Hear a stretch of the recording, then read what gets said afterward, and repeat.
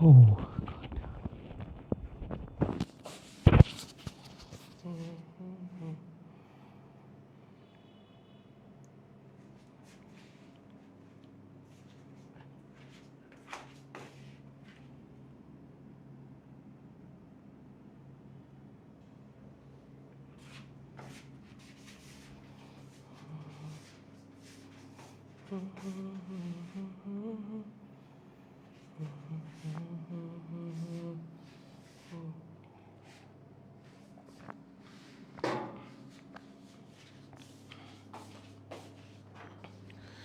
Hello, কি অবস্থা আপনাদের সবার? কেমন আছেন আপনারা সবাই? আশা করি সবাই অনেক বেশি ভালো আছেন এবং আপনাদের আমিও আছি মোটামুটি ঠিকঠাক।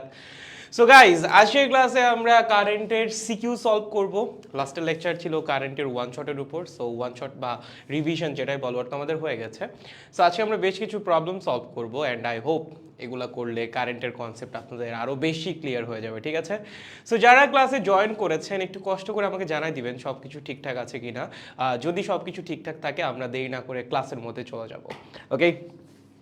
হ্যালো ব্রো, কেমন আছেন? এই তো চলতেছে। কি অবস্থা?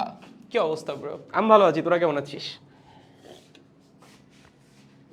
I am doing great. Okay, ভালো আছি, বিন্দাস। তোমরা সবাই ঠিকঠাক আছো?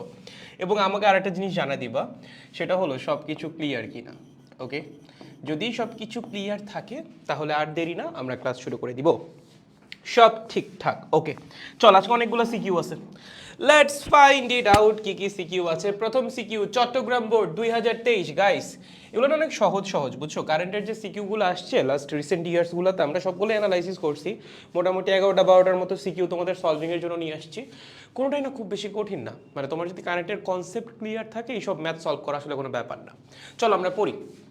প্রথমটা, 12.5 রোধের একটা তারকে টেনে দ্বিগুণ করে একটা হিটারের কুণ্ডলী তৈরি করা হলো। এতে 220 ভোল্ট সরবরাহ লাইনে যুক্ত করা হলো। আচ্ছা, এটাকে ওকে, কুণ্ডলীটাকে 30 ডিগ্রি সেলসিয়াসের পানিতে নিমজ্জিত করে 305 সেকেন্ড বিদ্যুৎ চালনা করা হলো। ধরে নিতে হবে সম্পূর্ণ তড়িৎ শক্তি তাপ শক্তিতে রূপান্তরিত হয়েছে। প্রশ্ন করছে, উদ্দীপকের তারটার দৈর্ঘ্য 12.5 সেন্টিমিটার এবং প্রস্থচ্ছেদের ক্ষেত্রফল 0.1 সেন্টিমিটার স্কোয়ার্ড হলে উপাদানের আপেক্ষিক রোধ কত? চলো, সহজ প্রশ্ন। সো ইনিশিয়ালি তারটাকে লম্বা করার আগে, ওকে, আমাদের তারের দৈর্ঘ্য ছিল কত? দৈর্ঘ্য ছিল ভাইয়া 12.5 সেন্টিমিটার, মানে 0.125 মিটার। প্রস্থচ্ছেদের ক্ষেত্রফল কত ছিল রে? 0.1 centimetre squared, that means 10⁻⁻5 metre squared, ঠিক আছে? আর আমাদেরকে বলছে শুরুতে রোধ ছিল হলো 12.5 ওম। সো শুরুতে রেজিস্ট্যান্স 12.5 ওম। এখান থেকে আপেক্ষিক রোধ বের করা লাগবে ভাই, direct formula, R is equals to rho into L divided by A. So what will be the value of rho? R multiplied by A divided by L, okay? R এর মান কত রে? 12.5 বসিয়ে দাও। প্রস্থচ্ছেদের ক্ষেত্রফল কত? 10⁻⁻5 বসিয়ে দাও, ডিভাইডেড বাই দৈর্ঘ্য কত? 0.125, ঠিক আছে? সো এখান থেকে যদি আমরা বের করি কত আসবে? এটা হলো 100, মানে 10⁻⁻3, তার মানে আসবে 10⁻⁻3 ওহম মিটার, ঠিক আছে? বা তোমরা একটু ক্যালকুলেশন করে নিও, এটাই আসা উচিত, ঠিক আছে? একদম সহজ জিনিস, ডিরেক্ট ফর্মুলা, তার মধ্যে মান বসে ম্যাথ সলভ করা, ওকে? ঘতে কি বলছে? উদ্দীপকের পানি কি ফুটবে? তোমার গাণিতিক বিশ্লেষণের মাধ্যমে মতামত দাও। আচ্ছা, প্রথম কথা, তুমি যে পানিতে এই হিটারটা দিছো বা যে কুণ্ডলী যেটাই দিছো, তার আগে কিন্তু তুমি তারটাকে টেনে দ্বিগুণ লম্বা করছো। তারটাকে যখন তুমি টেনে দ্বিগুণ লম্বা করবা তখন কিন্তু রোধ আর 12.5 থাকবে না, এটা কিন্তু মাথায় রাখা লাগবে। তুমি যদি মনে করো যে কুণ্ডলীর রোধ 12.5 রয়ে গেছে, না, তুমি কিন্তু তারটাকে টেনে দ্বিগুণ করছো, তারপর পানি গরম করছো, ঠিক আছে? সো রোধ কিন্তু চেঞ্জ হয়ে গেছে। সো টেনে যখন আপনি দ্বিগুণ করবেন তখন দৈর্ঘ্য হয়ে যাবে দ্বিগুণ, ঠিক আছে? টেনে দ্বিগুণ করলে দৈর্ঘ্য কি হবে বলো তো? দৈর্ঘ্য হবে দ্বিগুণ, L2 হবে 2L1, এবং টেনে লম্বা করলে প্রস্থচ্ছেদের ক্ষেত্রফলও কিন্তু চেঞ্জ হয়ে যায়, মনে আছে? তুমি যদি এক্সট্রা মেটেরিয়াল অ্যাড করে লম্বা করো সেই ক্ষেত্রে প্রস্থচ্ছেদের ক্ষেত্রফলে কোনো চেঞ্জ আসবে না, বাট তুমি যদি তারকে টেনে লম্বা করো তখন কিন্তু তারের প্রস্থচ্ছেদের ক্ষেত্রফলও চেঞ্জ হয়ে যাবে। সেম থাকবে কি বলো তো? ভলিউম। সো শুরুতে ভলিউম এবং ফাইনাল ভলিউম সেম থাকবে, that means A1 into L1 is equals to A2 into L2। এখান থেকে লেখা যায় A1 by A2 is equals to L2 by L1 মানে 2। ওকে, তার মানে প্রস্থচ্ছেদের ক্ষেত্রফল হয়ে যাবে অর্ধেক যখন তুমি টেনে দৈর্ঘ্যকে দ্বিগুণ করবা। ওকে, তাহলে রোধ কত হবে বলো? ফাইনাল রোধ কত হবে? R2 বাই R1 হবে L2 by L1 into A1 by A2। ঠিক আছে, L2 বাই L1 কত? 2।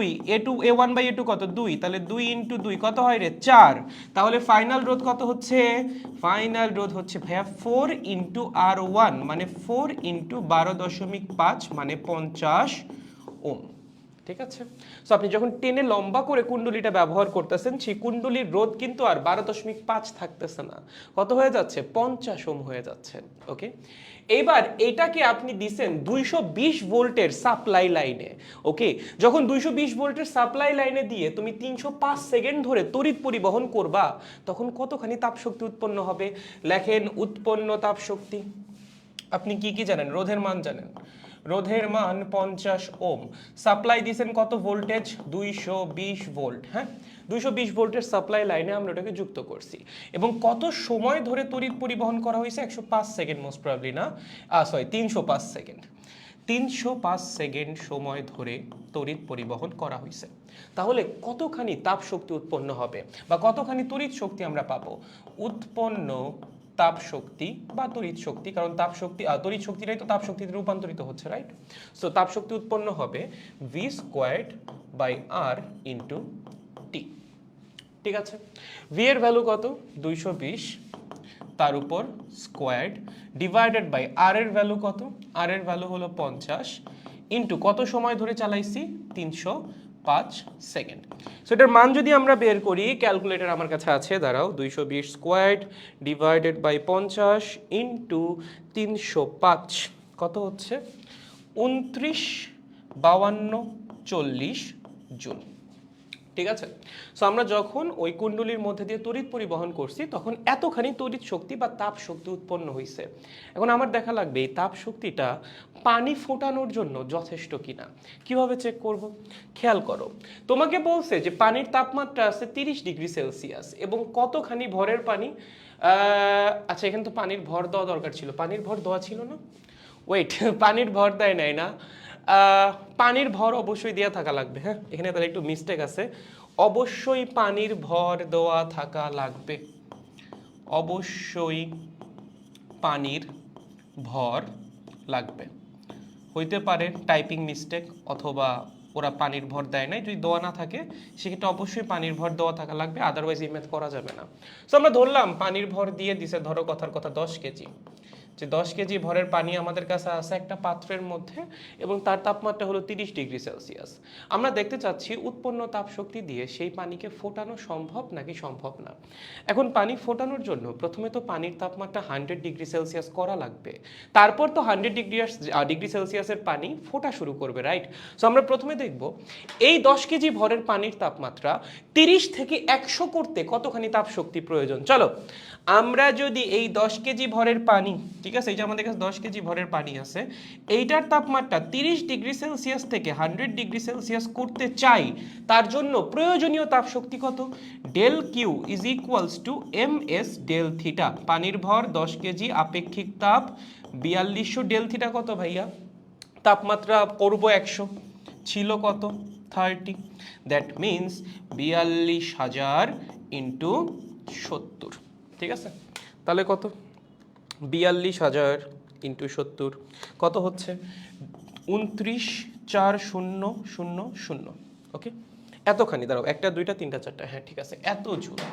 ওকে, সো আমরা যদি 10 কেজি ভরের পানির তাপমাত্রা 30 ডিগ্রি সেলসিয়াস, আচ্ছা 10 কেজি লিখছি না 5 কেজি লিখছি, না 10 কেজি লিখছি, ঠিক আছে। সো 10 কেজি ভরের পানির তাপমাত্রা যদি আমরা 30 থেকে 100 করতে চাই, তার জন্য আমাদের এতখানি তাপ শক্তি লাগে, বাট এত তাপ শক্তি কি উৎপন্ন হয়েছে? হয় নাই তো, তার মানে পর্যাপ্ত পরিমাণ তাপ শক্তি কিন্তু উৎপন্ন হয় নাই। এই তাপ শক্তি দিয়ে পানির টেম্পারেচার কিন্তু 100 ডিগ্রি সেলসিয়াসে যাবেই না। সো 100-এ যদি না যায় পানি কি ফোটা শুরু করবে? করবে না। সুতরাং উৎপন্ন তাপ শক্তি ইজ লেস দ্যান প্রয়োজনীয় তাপ শক্তি। ঠিক আছে, উৎপন্ন তাপ শক্তি ইজ লেস দ্যান হোয়াট? প্রয়োজনীয় তাপ শক্তি। ওকে, প্রয়োজনীয় তাপ শক্তি। তাহলে যেহেতু উৎপন্ন তাপ শক্তির পরিমাণ কম, তার জন্য কি হবে না? পানি ফুটবে না। ওকে, পানি ফুটবে না। এবং যদি এরকম হইতো যে উৎপন্ন তাপশক্তির পরিমাণ প্রয়োজনীয় তাপশক্তির চেয়ে বেশি, তার মানে কি তোমার পানির টেম্পারেচার তো 100 ডিগ্রি সেলসিয়াসে পৌঁছাচ্ছেই, তারপর আরও কিছুটা তাপশক্তি অবশিষ্ট থেকে যাচ্ছে, তখন ওই অবশিষ্ট তাপশক্তি পানি ফুটানোর কাজে ব্যবহৃত হবে।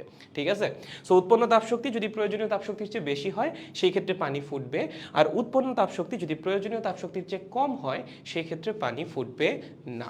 ওকে, দেখো বুঝছো কিনা? খুবই সহজ, জানাবেন একটু বুঝতে পেরেছেন কিনা। দাদা শেষটা খুব বাজে যাচ্ছে, কি হইছে? আয় হায়, কি হইছে রে? কি হইছে? মন খারাপ কোনো কিছু নিয়ে? তোমাদের সাথে খুব তাড়াতাড়ি আমার বসতে হবে।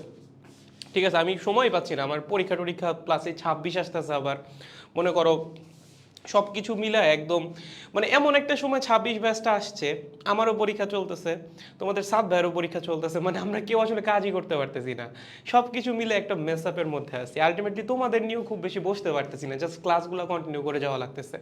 আমার 2 তারিখে পরীক্ষা শেষ, সাদের 28 তারিখে পরীক্ষা শেষ। তোমরা চিন্তা করো না, তোমাদের শেষ মোমেন্টে যা যা দরকার সব কিছুই আমাদের কাছ থেকে পাবা। মানে তোমাদের হয়তো মনে হতে পারে যে ভাইয়া কি আমাদেরকে ভুলে গেছে নাকি, মানে এখনো যদি তোমাদের এটা মনে হয় যে আমরা তোমাদেরকে ভুলে গেছি, তাহলে প্রথমত আমার কিছু বলার নাই, অ্যান্ড দ্বিতীয়ত আমরা আসলে তোমাদেরকে ভুলি নাই। ওকে, আমার পরীক্ষা চলতেছে অনেক দিন ধরে, লাস্ট সেমিস্টার তো অনেক দিন ধরে পরীক্ষা চলতেছে। ইনফ্যাক্ট আমার ঈদের পর থিসিস ডিফেন্স, দ্যাট মিনস তোমাদের যখন পরীক্ষা শুরু হবে ওই টাইম আমার থিসিস চলবে। দ্যাট ডাজেন্ট অলসো ম্যাটার, তোমাদের ফিজিক্স পরীক্ষার আগে পুরোপুরি আমাকে পাবা, দেখবা যে জুমে এসে বসে আসি তোমাদের জন্য, সমস্যা নেই। অ্যান্ড এছাড়াও জুন মাসে যা যা করা সম্ভব তোমাদের জন্য সব কিছুই করবো, চিন্তা করো না। ঠিক আছে, আরে হতাশা, কোনো হতাশাই নাই, চিল রে বাবা, কোনো হতাশা নাই, সমস্যা নেই, ভালো হবে পরীক্ষা, এটা বুঝছি সবাই। আমরা পরেরটায় যাই, চলো, পরীক্ষা ভালো হবে, চিন্তা করো না। চলো চলো চলো 2 নাম্বারটা আসি। মানে এগুলো দুশ্চিন্তা করে না খুব বেশি লাভ হয় না, বুঝছো? এটা নিজের জীবন থেকে নিয়েই বলতেছি, দুশ্চিন্তা করে খুব বেশি লাভ হয় না, পড়ে যাও, পড়লেই হবে, চিন্তা করো না বেশি। ওকে, আচ্ছা, সার্কিট দিয়ে দিছে একটা। প্রথমে প্রশ্ন করছে প্রদত্ত বর্তনীর তড়িৎ প্রবাহ মাত্রা নির্ণয় করো। মানে এই বর্তনীর প্রবাহ নির্ণয় করতে বলছে, কেমনে করবা? খুবই সহজ, বর্তনীর তুল্যরোধ বের করো। ওকে, বলো এই বর্তনীর তুল্যরোধ কত হবে? খেয়াল করো এই 6 ওম এবং 3 ওম কেমনে আছে? সমান্তরালে। তার মানে এই দুইজনের তুল্য রোধ হবে 6 আর 3-এর সমান্তরালে যেটা রোধ আসে সেইটা। ওকে, তার সাথে এই পুরা জিনিসটার সাথে এক কেমনে আছে? শ্রেণীতে, তাহলে তার সাথে এক যোগ হবে। এইটাই পুরা বর্তনীর তুল্য রোধ। ওকে, তাহলে এতটুকু অংশের তুল্য রোধ কত হবে? সমান্তরালে আছে 6 × 3 ডিভাইডেড বাই 6 + 3 + 1 মানে 2 + 1 মানে 3 ওম। এটা আমাদের বর্তনীর তুল্যরোধ। এখন প্রশ্ন করছে যে বর্তনীর প্রবাহ মাত্রা কত? কেমনে বের করবেন? খুবই সিম্পল, বর্তনীতে অ্যাপ্লাইড ভোল্টেজকে বর্তনীর তুল্যরোধ দিয়ে ভাগ করে দিবেন, তাহলেই বর্তনীর মূল প্রবাহ মাত্রা বা টোটাল যে প্রবাহ মাত্রা সেটা পেয়ে যাবেন। আমাদের অ্যাপ্লাইড ভোল্টেজ কত? 12, তুল্যরোধ কত? 3, তাহলে বর্তনীর মূল প্রবাহ মাত্রা কত হবে? 4 অ্যাম্পিয়ার। ঠিক আছে, এটা কিন্তু 2022-এর কোয়েশ্চেন, বরিশাল বোর্ডের। ওকে, একদম সহজ কোয়েশ্চেন। দেখছো ঘতে কি বলছে? বর্তনীতে 1 মিনিট তড়িৎ পরিবাহিত করা হলে কোন রোধে বেশি তাপ শক্তি উৎপন্ন হবে? দেখো এখানে 3টা রোধ আছে, 1টা 2টা 3টা। প্রশ্ন করছে যে এখানে যদি আমরা 1 মিনিট ধরে তড়িৎ প্রবাহ চালাই তাহলে কোন রোধটায় তাপ শক্তি সবচেয়ে বেশি উৎপন্ন হবে? চলেন আমাদের কোন রোধে কতখানি কারেন্ট ফ্লো করতেছে সেটাকে বের করা দরকার। যেমন এই 1 ওম মানের যে রোধটা, এইটার মধ্যে দিয়ে কিন্তু পুরা কারেন্টটাই ফ্লো করবে, তাই না? টোটাল কারেন্টটা এই 1 ওমের মধ্যে ফ্লো করবে, তার মানে 1 ওমের মধ্যে দিয়ে প্রবাহিত কারেন্ট কত? পুরা 4 অ্যাম্পিয়ার। কিন্তু এই দুজনের মধ্যে দিয়ে কি 4 অ্যাম্পিয়ার ফ্লো করবে? না, ওর মধ্যে দিয়ে ফ্লো করবে 4 অ্যাম্পিয়ারের একটা অংশ I1, ওর মধ্যে দিয়ে ফ্লো করবে 4 অ্যাম্পিয়ারের অবশিষ্ট অংশ I2। এই I1 I2 এর মান কেমনে বের করবো ভাইয়া? Current divider rule. হ্যাঁ, আমরা কারেন্ট ডিভাইডার রুল অ্যাপ্লাই করব। চলো তাহলে আসো, মান কত ছিল রোধগুলার? একটা ছিল 6, একটা ছিল 3। ওকে, তাহলে 6 ওহমের মধ্যে কারেন্ট I1 কত হবে বলো? কারেন্ট ডিভাইডার রুল অ্যাপ্লাই করো এখানে। 6 ওহমের কারেন্ট কত হবে? 3 divided by 3 plus 6 multiplied by total current. ঠিক আছে, 3 divided by 3 plus 6 multiplied by total current, তার মানে 3 ডিভাইডেড বাই 9 ইন্টু 4, মানে 4/3 অ্যাম্পিয়ার। ঠিক আছে, যদি এখান দিয়ে 4/3 অ্যাম্পিয়ার কারেন্ট যায়, তাহলে 4 অ্যাম্পিয়ারের অবশিষ্ট কারেন্ট কইতে যাবে? নিচের রোধটা দিয়ে। বুঝো নাই? ধরো 1.33 অ্যাম্পিয়ার, টোটাল তো 4 অ্যাম্পিয়ার কারেন্ট আসতেছে, তার মধ্যে 1.33 অ্যাম্পিয়ার এদিক দিয়ে চলে গেছে, তাহলে অবশিষ্ট যে কারেন্টটা সেটা কোন দিক দিয়ে যাবে? এই দিক দিয়ে যাবে। তাহলে I2 এর মান কত হবে? বা 3 ওহমের মধ্যে কারেন্ট কত হবে? 3 ওহমের মধ্যে কারেন্ট I2 হবে ভাইয়া 4 minus I1, that means 4 minus 4/3 কত হয় বলেন? 8/3, 8/3 অ্যাম্পিয়ার। ঠিক আছে, ওকে, তাহলে আমরা 6 ওহমের মধ্যে কারেন্ট পেয়ে গেছি, 3 ওহমের মধ্যে কারেন্ট পেয়ে গেছি, এবং আমাদের যে নিচে 1 ওহমটা ছিল তার মধ্যে তো টোটাল কারেন্ট 4 অ্যাম্পিয়ার ফ্লো করছে। ওকে, তাহলে 1 ওহমের মধ্যে টোটাল কারেন্ট যেটা ফ্লো করছে সেটা কত? সেটা হলো 4 অ্যাম্পিয়ার। সো তুমি 3টা রোধের মান জানো, 3টা রোধের মধ্যে কতখানি কারেন্ট ফ্লো করছে সেটা জানো, কত সময় ধরে ফ্লো করছে সেটাও জানো, 1 মিনিট সময় ধরে। ঠিক আছে, সো এখন জাস্ট উৎপন্ন তাপশক্তি বের করবা। তাহলে প্রথম রোধে উৎপন্ন তাপশক্তি H1 is equals to I1 squared R1T, I squared RT। ঠিক আছে, I এর মান কত? 4/3, স্কোয়ার করলে 16/9, R1 এর মান কত রে? 6 ওহম। ঠিক আছে, মাল্টিপ্লাইড বাই টাইম হলো 1 মিনিট, মানে 60 সেকেন্ড। সো এইটা হলো প্রথম রোধে উৎপন্ন তাপ শক্তি। আমরা যদি একটু বের করি, নিচে 3 থাকবে তাই না? হ্যাঁ, নিচে তো 3 থেকে যাবে, আর ওখানে হবে হলো 2, 32 ইন্টু 60, 32 ইন্টু 60, তাই তো? হ্যাঁ, ও আচ্ছা, আর একটা 3 তো কাটাকাটি চলে যায়, 32 ইন্টু 20 দিয়ে দিলেই হয়ে যায়। ওকে, 32 ইন্টু 20, তার মানে কত হচ্ছে? 640, 640 জুল। এটা হলো প্রথম রোধের মধ্যে উৎপন্ন তাপ শক্তি। সিমিলারলি দ্বিতীয় রোধের মান জানো, প্রবাহিত কারেন্ট জানো, কত সময় ধরে গেছে সেটাও জানো, উৎপন্ন তাপ শক্তি কেমনে বের করবা? H2 is equals to I2 squared R2 into T। Current গেছে কতখানি? 8/3, স্কোয়ার করলে 64/9, রোধের মান কত? 3। ওকে, কত সময় ধরে গেছে? 60 সেকেন্ড বা 1 মিনিট সময় ধরে। সো 3 বাদ, আর এখানে আসতেছে কত? 20, তাই না? হ্যাঁ, তাহলে যদি গুণ করি 128, 1280 জুল। ওকে, এটা হলো এই 3 ওহম রোধের মধ্যে উৎপন্ন তাপ শক্তি। ফাইনালি 1 ওহমের মধ্যে উৎপন্ন তাপ শক্তি কত হবে? H3 ইজ ইকুয়ালস টু, এখানে প্রবাহিত কারেন্ট কত? 4। ওকে, তাহলে 4 স্কোয়ার্ড ইন্টু রোধের মান 1, টাইম হলো 60, তার মানে 16 ইন্টু 60, 960। ঠিক আছে, 960 জুল। প্রশ্ন কি করছে? কোন রোধের মধ্যে সবচেয়ে বেশি তাপ শক্তি উৎপন্ন হবে? তাহলে বলেন কোন রোধে সবচেয়ে বেশি তাপ শক্তি উৎপন্ন হবে? এই যে 3 ওহমের মধ্যে। ঠিক আছে, তাহলে অ্যান্সার কি হবে?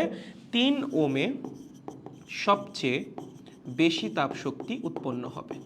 ঠিক আছে, বেশি তাপ শক্তি উৎপন্ন হবে। সহজ। দেখো দেখো দেখো দেখো, বুঝতে পেরেছো কিনা? দেখো, একদম সহজ, খুবই খুবই খুবই সহজ। দেখেন, পারার কথা। হ্যাঁ, আসসালামু আলাইকুম। ওয়ালাইকুম আসসালাম। দেখো দেখো দেখো, বুঝছো কিনা? হ্যাঁ, 1280, 960। ঠিক আছে, ভেরি গুড, হয়েছে? পারবো? ক্লিয়ার ভাইয়া? ওকে, গুড। নেক্সট সিকিউ নাম্বার 3, এটা কই আসছিল? এটা হলো Chittagong cantonment school and college, most probably 2023 সালের কোয়েশ্চেন। দেখেন কি বলছে, এটা কি সেম ছবি সামহাউ? আচ্ছা না, ডিফারেন্ট। চিত্র 1, চিত্র 2, আচ্ছা ঠিক আছে। বলছে চিত্র 1-এ মোট তড়িৎ প্রবাহ নির্ণয় করো। চিত্র 1-এ মোট তড়িৎ প্রবাহ নির্ণয় করো। আচ্ছা, আমাদেরকে ইএমএফ দিয়ে দিছে 15 ভোল্ট, অভ্যন্তরীণ রোধ দিয়ে দিছে 0.5 ওহম। আর এখানে কি কি রোধ আছে দেখো, এখানে আছে একটা 2 ওহম, এখানে আছে আর একটা 2 ওহম, এখানে আছে আর একটা 2 ওহম। এই যে 3টা 2 ওহম, এই যে এই তিনটা কেমনে যুক্ত? শ্রেণীতে। ঠিক আছে, তাহলে এই তিনজনের তুল্যরোধ কত হবে? 2 + 2 + 2, 6। এই 6 এই 5-এর সাথে কেমনে আছে? সমান্তরালে। তাহলে এই দুজনের তুল্যরোধ কত হবে? 30/11। এই 30/11 এই 5-এর সাথে কেমনে আছে? শ্রেণীতে। তাহলে টোটাল তুল্যরোধ কত হবে? 5 + 30/11। ঠিক আছে, খুবই সহজ জিনিস। বলো কত হবে? বলো বলো বলো বলো বলো। দেখো ওই যে তিনজন, এই যে তিনজন কেমনে আছে? শ্রেণীতে। তাহলে এই জনের তিনজনের তুল্যরোধ হলো 6। ওকে, সো আমি আর ইকুইভ্যালেন্টটা বের করতেছি, 6 ওম। এই 6 ওমের সাথে এই 5 ওম কেমনে আছে? 5 ওম আছে সমান্তরালে। ঠিক আছে, এই পুরা জিনিসটার সাথে এই 5 ওম কেমনে আছে? শ্রেণীতে। তাহলে +5 ওম। ওকে, এটা হলো বহির্বর্তনীর তুল্যরোধ। তাহলে কত হচ্ছে? 30/11 + 5 মানে হলো 55 + 30 মানে 85, 85 ওম বাই 11। ঠিক আছে, বা 85/11 ওম। ওকে, সহজ। এখন আমাকে বলছে টোটাল প্রবাহ নির্ণয় করতে। কেমনে বের করবা? I = E / R equivalent plus R। অভ্যন্তরীণ রোধ আছে কিন্তু। ঠিক আছে, আপনাকে ইএমএফ দিয়ে দিছে এবং অভ্যন্তরীণ রোধও কিন্তু দিয়ে দিছে। অভ্যন্তরীণ রোধ সবসময় বহির্বর্তনীর সাথে কেমনে থাকে? শ্রেণীতে থাকে। ওকে, এর জন্য যোগ হয়েছে। তাহলে ই এর মান কত ভাইয়া? 15। বহির্বর্তনীর তুল্যরোধ কত? 85/11। ওকে, অভ্যন্তরীণ রোধ কত রে? 0.5 মানে হলো হাফ। তাহলে উপরে যাচ্ছে হলো 22, 22 × 15, এখানে আসতেছে কত? ও 160, 170। ওকে, আর হলো 11, 170 আর 11 আবার কত ভাই? ও মাই গড, 181। ঠিক আছে, সো এইটা হলো বর্তনীর টোটাল কারেন্ট প্রথম বর্তনীর ক্ষেত্রে। ঠিক আছে, সো সহজ জিনিস। এটা কিন্তু একবার আসছে, হ্যাঁ, এটা আমি কোনো একটা বোর্ডেও দেখছি এই টাইপের কোয়েশ্চেন। ওই যে একটা কনফিউশন জাগে যে ভাই আমরা অভ্যন্তরীণ রোধটা কি করব? অভ্যন্তরীণ রোধ কিন্তু অবশ্যই তুল্যরোধে কাউন্ট হবে। আমি এখানে তোমাকে যদি এখানে প্রশ্ন করতো তুল্যরোধ কত, তুল্যরোধ কিন্তু যেইটা, ঠিক আছে, বহির্বর্তনীর রোধ প্লাস অভ্যন্তরীণ রোধ। ওকে, যদি এখানে জাস্ট তুল্যরোধ বের করতে বলে, অভ্যন্তরীণ রোধ কিন্তু যোগ করতে হবে, কারণ অভ্যন্তরীণ রোধ বহির্বর্তনীর সাথে সবসময় শ্রেণীতে থাকবে। ঠিক আছে, গুড। এবার ঘতে কি বলছে? চিত্র 2-এর R3 এর মধ্যে দিয়ে প্রবাহিত কারেন্টের মান 0.5 অ্যাম্পিয়ারের বেশি কি না। এই যে এই R3 কোনটা? এটা হলো R3, এটার মধ্যে কারেন্ট বের করতে হবে এবং দেখতে হবে যে এখানে কারেন্টের মান কি 0.5 অ্যাম্পিয়ারের চেয়ে বেশি নাকি কম। সো দেখো দুইটা ব্যাটারি দেওয়া আছে, সার্কিট দেওয়া আছে। আমরা কিরশফের ল অ্যাপ্লাই করব, খুবই সহজ। আমরা প্রথমে সার্কিটটা আঁকি, আমরা কিরশফের ল দিয়ে সলভ করি এটা। চলো, সার্কিটে কি দেওয়া আছে? এখানে একটা ব্যাটারি, ওখানে একটা ব্যাটারি, রোধ রোধ রোধ রোধ। ওকে, ঠিক আছে, তাহলে এখানে আমাদের একটা এই পাশে আঁকি না, হ্যাঁ, এখানে একটা ব্যাটারি আছে। ওকে, ফাইন। এখানে একটা রোধ আছে। ওকে, এখানে একটা রোধ আছে। ঠিক আছে, এখানে একটা রোধ আছে। ঠিক আছে, এখানে একটা ব্যাটারি আছে। ওকে, এখানে একটা রোধ আছে। ঠিক আছে, ওকে, মানগুলা কত কত দেওয়ারে? এটা হলো E1 20 ভোল্ট, ওটা হলো 10 ওম। ঠিক আছে, E1 20 ভোল্ট, R1 10 ওম। বাকিগুলা কত দেওয়া? এটা হলো 5, 5 20 15। ওকে, এটা হলো R3 5 ওম, এটা হলো E2 15 ভোল্ট, এটা হলো R2 20 ওম, এটা হলো R4 5 ওম। দেখি একবার, হ্যাঁ, ঠিক আছে। ওকে, সো এবার তোমাকে কারেন্টও দিয়ে দিছে না, এটা হলো না, R3 এর মধ্যে দিয়ে কারেন্ট। ঠিক আছে, ওকে, ফাইন। সো এখন আমাদেরকে চেক করতে বলছে যে R3 এর মধ্যে দিয়ে যে কারেন্টটা ফ্লো করবে সেই কারেন্টের মান কি 0.5 অ্যাম্পিয়ারের চেয়ে বেশি নাকি কম, এটাই বের করা লাগবে, আর কোনো কাজ নাই। তাহলে চলো আমরা কারেন্ট ধরে নেই বর্তনীর মধ্যে।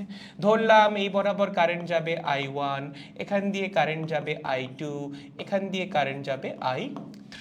ঠিক আছে, এবার একটু নাম দেওয়া যাক। এটা হলো এ পয়েন্ট, এটা হলো বি পয়েন্ট, এটা হলো সি, এটা হলো ডি, এটা হলো ই। এটা যদি ই হয় এইটাও ই। কেন ভাইয়া? এই দুজনের মাঝখানে কোনো কিছু আছে? নাই। যদি মাঝখানে কোনো কিছু না থাকে তাহলে এখানে কি বিভব পতন হওয়ার কোনো সুযোগ আছে? নাই। তাহলে এই পয়েন্টে যা ভোল্টেজ এই পয়েন্টেরও তাই ভোল্টেজ, এবং দুইটা পয়েন্টে যদি ভোল্টেজ সেম হয় আমরা সার্কিটে দুইটা পয়েন্টকে সেম নাম দিয়েই প্রকাশ করব। ওকে, চলো এবার প্রথমে বি যে জাংশনটা আছে সেই জাংশনে আমরা কেসিএল অ্যাপ্লাই করব। তাহলে বি জাংশনে কেসিএল অ্যাপ্লাই করে পাই। ওকে, যদি কেসিএল অ্যাপ্লাই করা হয় কি হবে বলেন? এন্টারিং কারেন্ট কত? I1, এক্সিটিং কারেন্ট কত? I2 plus I3। That means I1 is equals two I2 plus I3। এটা আমাদের 1 নম্বর সমীকরণ। ওকে, এবার তোমার আননোন কয়টা? তিনটা, তাই না? I1 I2 I3 তিনটাই তোমার আননোন, তোমার I2টা বের করা লাগবে। ওকে, সো তিনটা আননোনের জন্য সমীকরণ লাগবে কয়টা? তিনটা। তার মধ্যে একটা সমীকরণ পেয়ে গেছি, আর দুইটা সমীকরণ কই থেকে পাবো? KVL থেকে। ঠিক আছে, সো আমরা দুইটা লুপের জন্য দুইটা লুপ ইকুয়েশন লিখবো বা দুইটা KVL ইকুয়েশন লিখবো, তাহলে তিনটা সমীকরণ হয়ে যাবে, সলভ করে আমরা তিনটা আননোন বের করে ফেলবো। ওকে, তাহলে প্রথম লুপটা নিচ্ছি ABEB। ওকে, ABEB লুপে আমরা কি করব? ক্লকওয়াইজ ঘুরবো। চলো, যদি ক্লকওয়াইজ ঘুরি, খেয়াল করো এ থেকে বিতে যখন যাচ্ছি আমরাও যেদিকে যাচ্ছি কারেন্টও সেদিকে যাচ্ছে, তাহলে voltage drop positive, that means 10I1। Okay, B থেকে ইতে যখন আসবো আমরাও যেদিকে যাচ্ছি কারেন্টও সেদিকে যাচ্ছে, তার মানে voltage drop positive 5I2 plus 5I2। ই থেকে যখন এতে যাব, আর তো কিছু নাই তাই না? ই থেকে যখন এতে যাব আমরা কি ব্যাটারির নেগেটিভ সাইড দিয়ে প্রবেশ করতেছি না? কোন দিক দিয়ে প্রবেশ করতেছি? ব্যাটারির নেগেটিভ সাইড দিয়ে। ব্যাটারির নেগেটিভ সাইড দিয়ে যদি প্রবেশ করি, ব্যাটারির ভোল্টেজ কি লিখতে হবে? Negative, that means -20 volt is equals two 0। ঠিক আছে, সো এখান থেকে লেখা যায় 10I1 plus 5I2 is equals two 20। ওকে, এটা হলো আমাদের 2 নম্বর সমীকরণ। বাট ওয়েট, আমরা 2 নম্বর সমীকরণটাকে আরেকটু মডিফাই করে লিখবো যেন সলভ করাটা ইজি হয়। আমরা I1 এর মানটা এখানে বসাই দিব। I1 এর মান যদি বসাই দেই তাহলে 10I1 মানে I2 plus I3। Okay, plus 5I2 is equals two 20, that means 15I2 plus 10I3 is equals two 20। এইটার নাম দাও 2 নম্বর সমীকরণ। ঠিক আছে, ওকে, বুঝিয়াছি গেল। তাহলে আমরা দুইটা ইকুয়েশন পেয়ে গেছি, আর একটা ইকুয়েশন লাগবে, সেটা পাবো কই থেকে? আর একটা লুপ নাও। চলো, আমাদের যে B C D E B লুপটা আছে এখানে আমরা একটু ঘোরাঘুরি করে দেখি। ঠিক আছে, কোন দিক ঘুরবো? ক্লকওয়াইজ। চলো, তাহলে প্রথমে কই থেকে কই যাবা? বি থেকে সিতে যাও।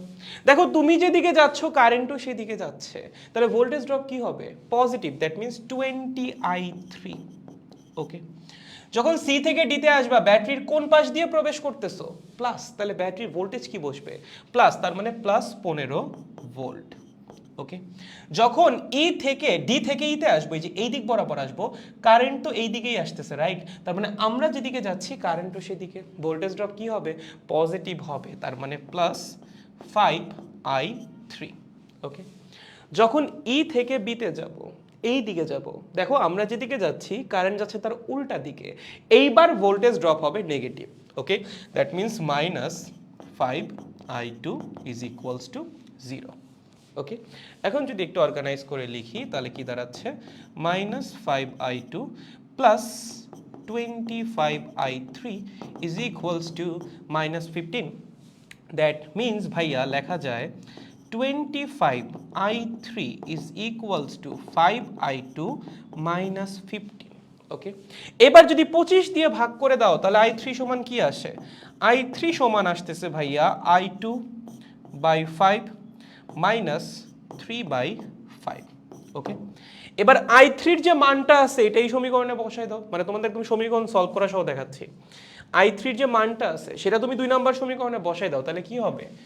15I2 প্লাস 10, I3 এর মান কত? ও ইজ এ I3 এর মান I2 by 5 minus 3/5 is equals to what? Is equals to 20। ঠিক আছে, এখানে জাস্ট I3 এর মানটা বসাই দিছি। 2 নম্বর সমীকরণে I3 যে মানটা আছে সেটা এখানে বসাই দিছি। ওকে, তাহলে কি আসতেছে? 15I2 plus 2I2 minus 6 is equals to 20, তার মানে 17I2 is equals to 26, তার মানে I2 এর মান কত? 26/17। ওকে, তাহলে কত হচ্ছে? 1 পয়েন্ট সামথিং আর কি। কত 1 পয়েন্ট কত হয়? এখানে হলো 3, ওখানে হলো 6, 9, সো 5 5, হ্যাঁ 5 5 5 5 3 এত অ্যাম্পিয়ার, এরকম কিছু একটা হবে। ঠিক আছে, 1.53 অ্যাম্পিয়ারের মতো। এখন এই I2টাই কি আমাদের R3 বা 5 ওহম দিয়ে ফ্লো করছে না? এটা তো তোমার বের করতে বলছে যে এই 5 ওহম দিয়ে যে প্রবাহিত কারেন্ট, ওকে, R3 কোনটা ছিল? এটাই তো R3। হ্যাঁ, এই R3 এর মধ্যে যে প্রবাহিত কারেন্ট সেটা কি 0.5 অ্যাম্পিয়ারের বেশি হয় নাকি হয় না? আমরা সলভ করে দেখলাম এটা আসতেছে 1.53 অ্যাম্পিয়ার, তার মানে অবশ্যই এইটা 0.5 অ্যাম্পিয়ারের চেয়ে বেশি, ঠিক আছে? ওকে, সো এভাবে সমীকরণটা একটু সলভ করে দিয়ে আসবা, হ্যাঁ? মানে অ্যাটলিস্ট তুমি যদি পুরোটা সলভ করতে নাও পারো, কিছুটা সলভ করে তারপর তুমি ক্যালকুলেটরের রেজাল্ট বসাও, বাট সরাসরি 3টা সমীকরণ লিখে ক্যালকুলেটরের রেজাল্ট বসাই দিও না, ওভাবে স্যাররা মার্কস কাটতে পারে। সো সমীকরণ সলভ করতে পারলে সবচেয়ে ভালো, যদি সলভ করতে নাও পারো কিছুটা অ্যাটলিস্ট কইরো, তারপর ক্যালকুলেটরে কইরো। ওকে, দেখো বুঝছো কি না? বুঝেছো? দেখো দেখো দেখো, এই ক্লাসের অপেক্ষায় ছিলাম, আয় হায়।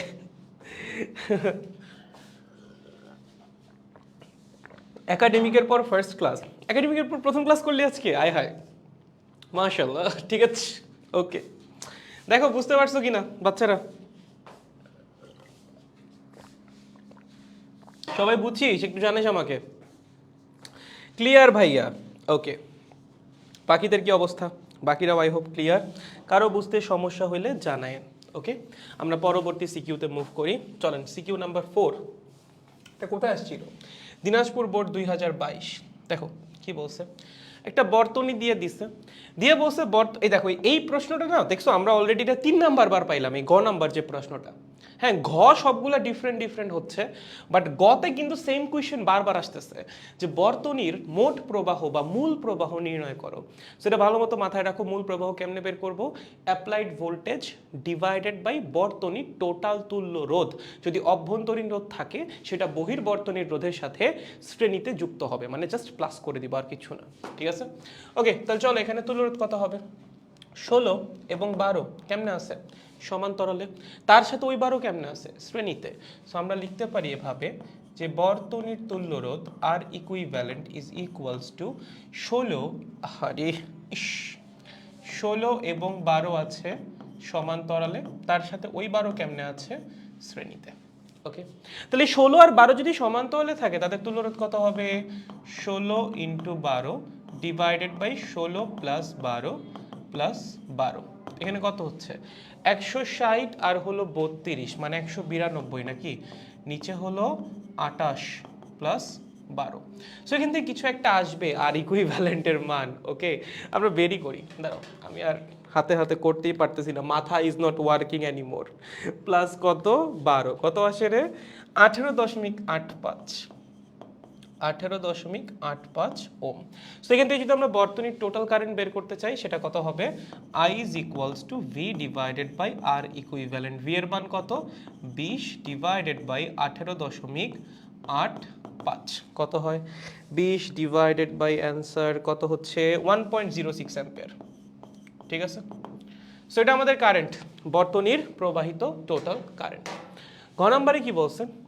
উদ্দীপকের বর্তনীর R1 এবং R2, আচ্ছা R1 এবং R2 যদি পারস্পরিক স্থান পরিবর্তন করা হয় তাহলে R3 এর রোধে তাপজনিত শক্তি ক্ষয়ের হারের পরিমাণ কি একই থাকবে নাকি চেঞ্জ হয়ে যাবে? ওকে ওকে, চলো ঘ নাম্বার আসো। ঘ নাম্বার প্রশ্নটা কিন্তু পুরোপুরি চেঞ্জ হয়ে যাবে, ঠিক আছে? মানে পুরাই ডিফারেন্ট। তো প্রথম ক্ষেত্রে আমরা দুই ক্ষেত্রেই দেখব। প্রথম ক্ষেত্রে কি হচ্ছে? প্রথম ক্ষেত্রে আমাদের সার্কিট আছে এই, ঠিক আছে? এখানে আছে R1, এখানে আছে R2, ওকে, এখানে আছে ব্যাটারি এই, আর এখানে আছে আমাদের R3। সো R1 এর মান 12 ওম, R2 এর মান কত? R2 হলো 16 ওম, ঠিক আছে? এবং R3 কত? R3ও 12 ওম, ওকে। এবং আমরা যে ভোল্টেজ দিছি সেটা কত? সেটা হলো 20 ভোল্ট, ওকে। সো প্রথম ক্ষেত্রে R3-তে উৎপন্ন তাপ শক্তি কত হবে বলো তো? সো প্রথম ক্ষেত্রে আমরা আগে R3-র মধ্যে কতখানি কারেন্ট ফ্লো করতেছে সেটা বের করি, তাহলে উৎপন্ন তাপ শক্তি পেয়ে যাব। দেখো আমাদের প্রথম ক্ষেত্রে টোটাল কারেন্ট কত ছিল? টোটাল কারেন্ট আমরা পেয়েছি 1.06 অ্যাম্পিয়ার। কত?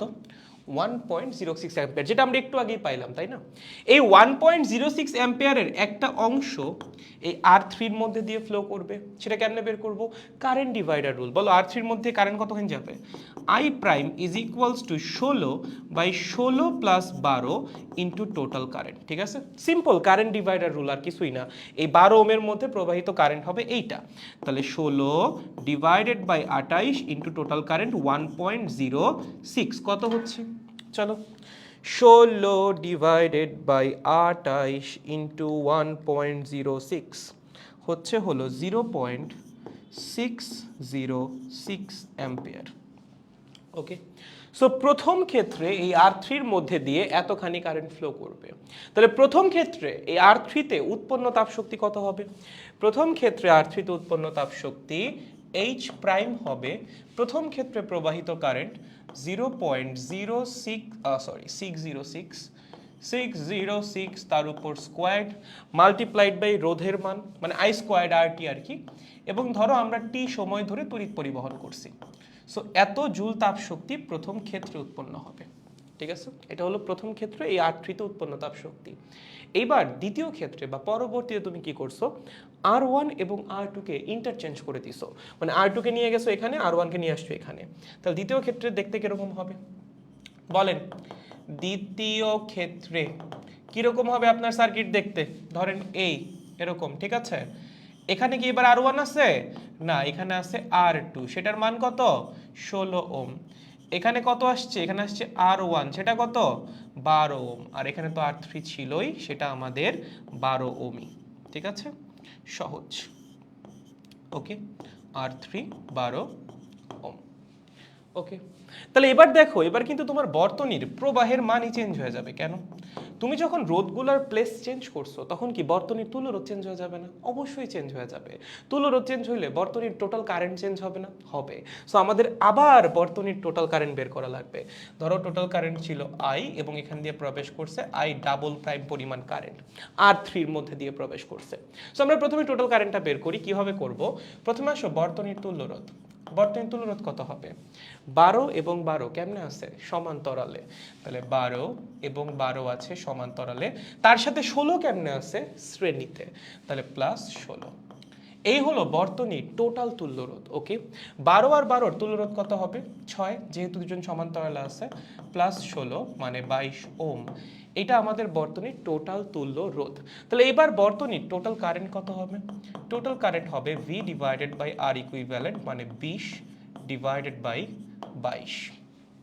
ওকে, এইটা হবে বর্তনীর টোটাল কারেন্ট। এবার দেখো এই টোটাল কারেন্টটা এখানে এসে দুই ভাগে ভাগ হবে। তুমি একবার চিন্তা করে দেখো, তোমার কাছে দুইটা প্যারালাল ব্রাঞ্চ আছে, যে দুইটা প্যারালাল ব্রাঞ্চের রোধের মান সমান। এখানে দুইটা সমান্তরাল শাখা আছে সার্কিটের, যার এই শাখাতেও রোধ 12, ওই শাখাতেও রোধ 12। দুইটা ব্রাঞ্চে যদি রোধের মান সমান হয়, কারেন্ট কি সমান দুই ভাগে ভাগ হয়ে যাবে না? অবশ্যই সমান দুই ভাগে ভাগ হবে। তুমি চাইলে কারেন্ট ডিভাইডারও অ্যাপ্লাই করতে পারো, বাট আলটিমেটলি কারেন্টটা এখানে সমান দুই ভাগে ভাগ হয়ে যাবে। সো এই R3-র মধ্যে কারেন্ট I ডাবল প্রাইম হবে টোটাল কারেন্টের অর্ধেক বা 10 ডিভাইডেড বাই 22 অথবা 5 ডিভাইডেড বাই 11 অ্যাম্পিয়ার। ঠিক আছে, সো এইটা হলো R3-র মধ্যে দিয়ে প্রবাহিত কারেন্ট। তাহলে বলো তো R3-তে উৎপন্ন তাপশক্তি কত হবে? R3-তে উৎপন্ন তাপশক্তি মানে দ্বিতীয় ক্ষেত্রে H double prime is equals to 5/11 squared multiplied by রোধ মাল্টিপ্লাইড বাই টাইম টি। দুইটার মধ্যে দিয়ে অবশ্যই একই সময় ধরেই তড়িৎ পরিবহন করব, আদারওয়াইজ কম্পেয়ার কেমনে করব? এইবার জাস্ট রেশিওটা নেন H prime by H double prime. প্রথম ক্ষেত্রে উৎপন্ন তাপশক্তি ডিভাইডেড বাই দ্বিতীয় ক্ষেত্রে উৎপন্ন তাপশক্তি কি হবে? উপরে যাবে 0.606 তার উপর স্কোয়ার্ড, নিচে আসবে কি 5/11। 5/11 কত? 5/11 হলো 0.454 তার উপর স্কোয়ার্ড। সো বোঝা যাচ্ছে H প্রাইম বড় হবে। 0.606 ডিভাইডেড বাই 0.454 তার উপর স্কোয়ার্ড কত হচ্ছে? 1.78। ওকে, সো ভাইয়া H প্রাইম হবে 1.78 ইন্টু H ডাবল প্রাইম। ঠিক আছে, তার মানে প্রথম ক্ষেত্রে উৎপন্ন তাপশক্তি দ্বিতীয় ক্ষেত্রে উৎপন্ন তাপশক্তির 1.78 গুণ। তার মানে প্রথম যে অ্যারেঞ্জমেন্টটা ছিল সেখানে এখানে বেশি তাপশক্তি উৎপন্ন হবে, আর পরের অ্যারেঞ্জমেন্টে এখানে কম তাপশক্তি উৎপন্ন হবে। সিম্পল, দেখো বুঝছো কিনা? হ্যাঁ, তা আমি কি রিভিশন ক্লাস করলে যেগুলো পড়া হয়নি সেগুলো এইচএসসির জন্য এনাফ হবে? এটা আসলে বলা টাফ, বুঝছো? মানে আমি এভাবে কখনোই বলতে পারবো না, কারণ পরীক্ষার আগে জাস্ট একটা বা দুইটা ক্লাস করে একটা চ্যাপ্টার থেকে এইচএসসিতে হয়তো বা মানে কমন পড়ে গেলে ভালো হবে, বা হয়তো বা লেখা আসতে পারবা, বাট কমন না পড়লে একদম যে ভালো করে আসতে পারবা এটার আমি গ্যারান্টি দিতে পারতেছি না, সরি। মানে আমি অনেকেই দেখি, মানে অনেকে পোস্ট করে যে ওয়ান শট ক্লাস করলে শিওর তুমি অ্যান্সার করে আসতে পারবা। তো এটা হয় যখন কমন টমন পরে দু একটা, এটা কি সবসময় খাটবে নাকি? এগুলো সবসময় খাটে না। হ্যাঁ, তোমরা অনেক সময় শেষ ভরসায় বসে থাকো যে হ্যাঁ ওয়ান শট ক্লাস করলেই সব কিছু হয়ে যায় আর লাগে না। তাইলে ভাই মানুষ 2 বছর ধরে যারা পড়লো তাদের কি, মানে তাদের সাথে ডিফারেন্সটা কোথায়?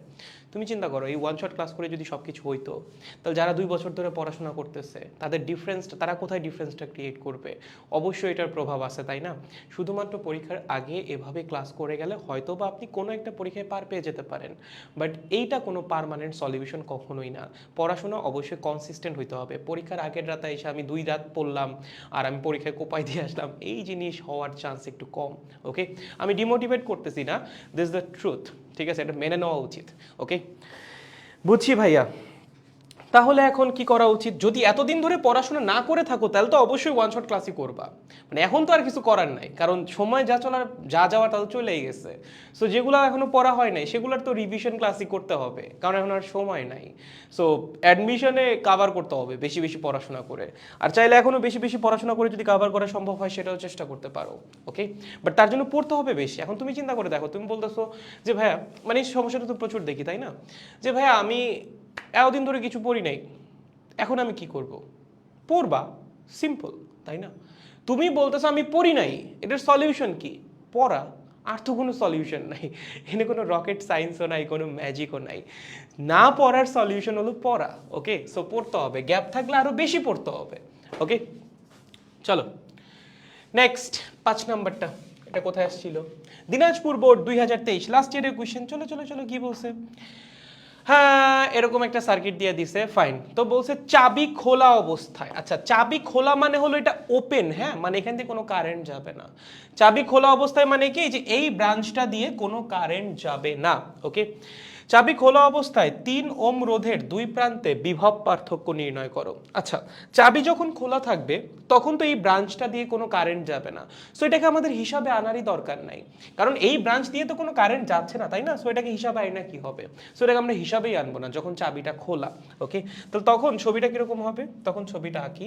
চাবি খোলা অবস্থায় যে ছবিটা হবে, এই আছে 12 ভোল্ট, ঠিক আছে? এখানে 3 ওম ছিল না রে? আচ্ছা দাঁড়া, এখানে ছিল 3 ওম, ঠিক আছে? এখানে বাল্ব 1 ছিল, বাল্ব 1 এর রোধ কত? 4 ওম, ঠিক আছে? ওকে, 4 ওম, ফাইন। তো তোমাকে প্রশ্ন করছে 3 ওমের 2 প্রান্তের বিভব পার্থক্য কত? এখানে ভোল্টেজ আছে 12 ভোল্ট। কি করবা ভাই? ভোল্টেজ ডিভাইডার রুল অ্যাপ্লাই করো, শেষ। দুইটা রোধ কেমনে যুক্ত আছে? শ্রেণীতে না? এটার 2 প্রান্তের বিভব পার্থক্য তোমার লাগবে ধরো V1। ওকে, তুমি ভোল্টেজ ডিভাইডার রুল অ্যাপ্লাই করো, কত হবে V1 বলো? কার 2 প্রান্তের বিভব পার্থক্য বের করবা? 3। ওকে, ডিভাইডেড বাই যেই দুইজন সিরিজে যুক্ত আছে, 3 + 4 মাল্টিপ্লাইড বাই টোটাল ভোল্টেজ 12, তার মানে 36/7 ভোল্ট, তার মানে 5.1428 আবার 5, যাই হোক এরকম কিছু একটা, এত ভোল্ট। ওকে, অ্যান্সার হবে এটা। এটা হলো 3 ওমের 2 প্রান্তের বিভব পার্থক্য। সো যখন আপনার এটা খোলা, চাবিটা খোলা, এখান থেকে কারেন্ট যাবে না, সো এই সার্কিটের এই অংশটাকে বা এই ব্রাঞ্চটাকে আপনার হিসাবে আনার দরকার নাই। তো এটাকে বাদ দেন, তাহলে বাকি অংশ কি থাকতেছে? এখান দিয়ে কারেন্ট আসবে, এভাবে এভাবে এভাবে এভাবে চলে যাবে, তার মানে এইটা আর এটা আছে শ্রেণীতে, ঠিক আছে? সহজ। ঘতে বলছে চাবিকে অন অবস্থায়, অন মানে কি? অন আর অফ বোঝা লাগবে। আমি বলি, চাবি অন মানে হলো চাবি বন্ধ, ঠিক আছে? তার মানে কারেন্ট যাবে, ঠিক আছে? ওকে, চাবি অন মানে কিন্তু চাবি খোলা না, চাবি বন্ধ মানে এখান থেকে কারেন্ট যাবে, হ্যাঁ, মানে সার্কিটের মধ্যে কারেন্ট যাবে। ওকে, আর চাবি অফ, ঠিক আছে?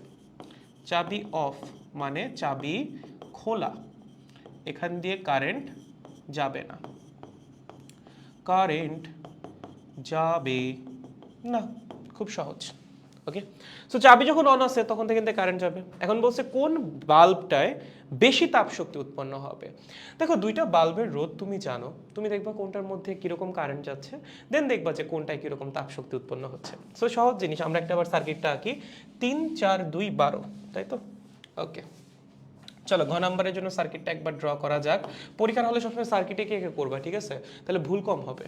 ওকে, সো এই ছিল আমাদের, এখানে ছিল হলো 3 না 3 ওম, হ্যাঁ এখানে ছিল 3 ওম, এখানে ছিল বাল্ব 1 যেটা সেটা বাল্ব 1।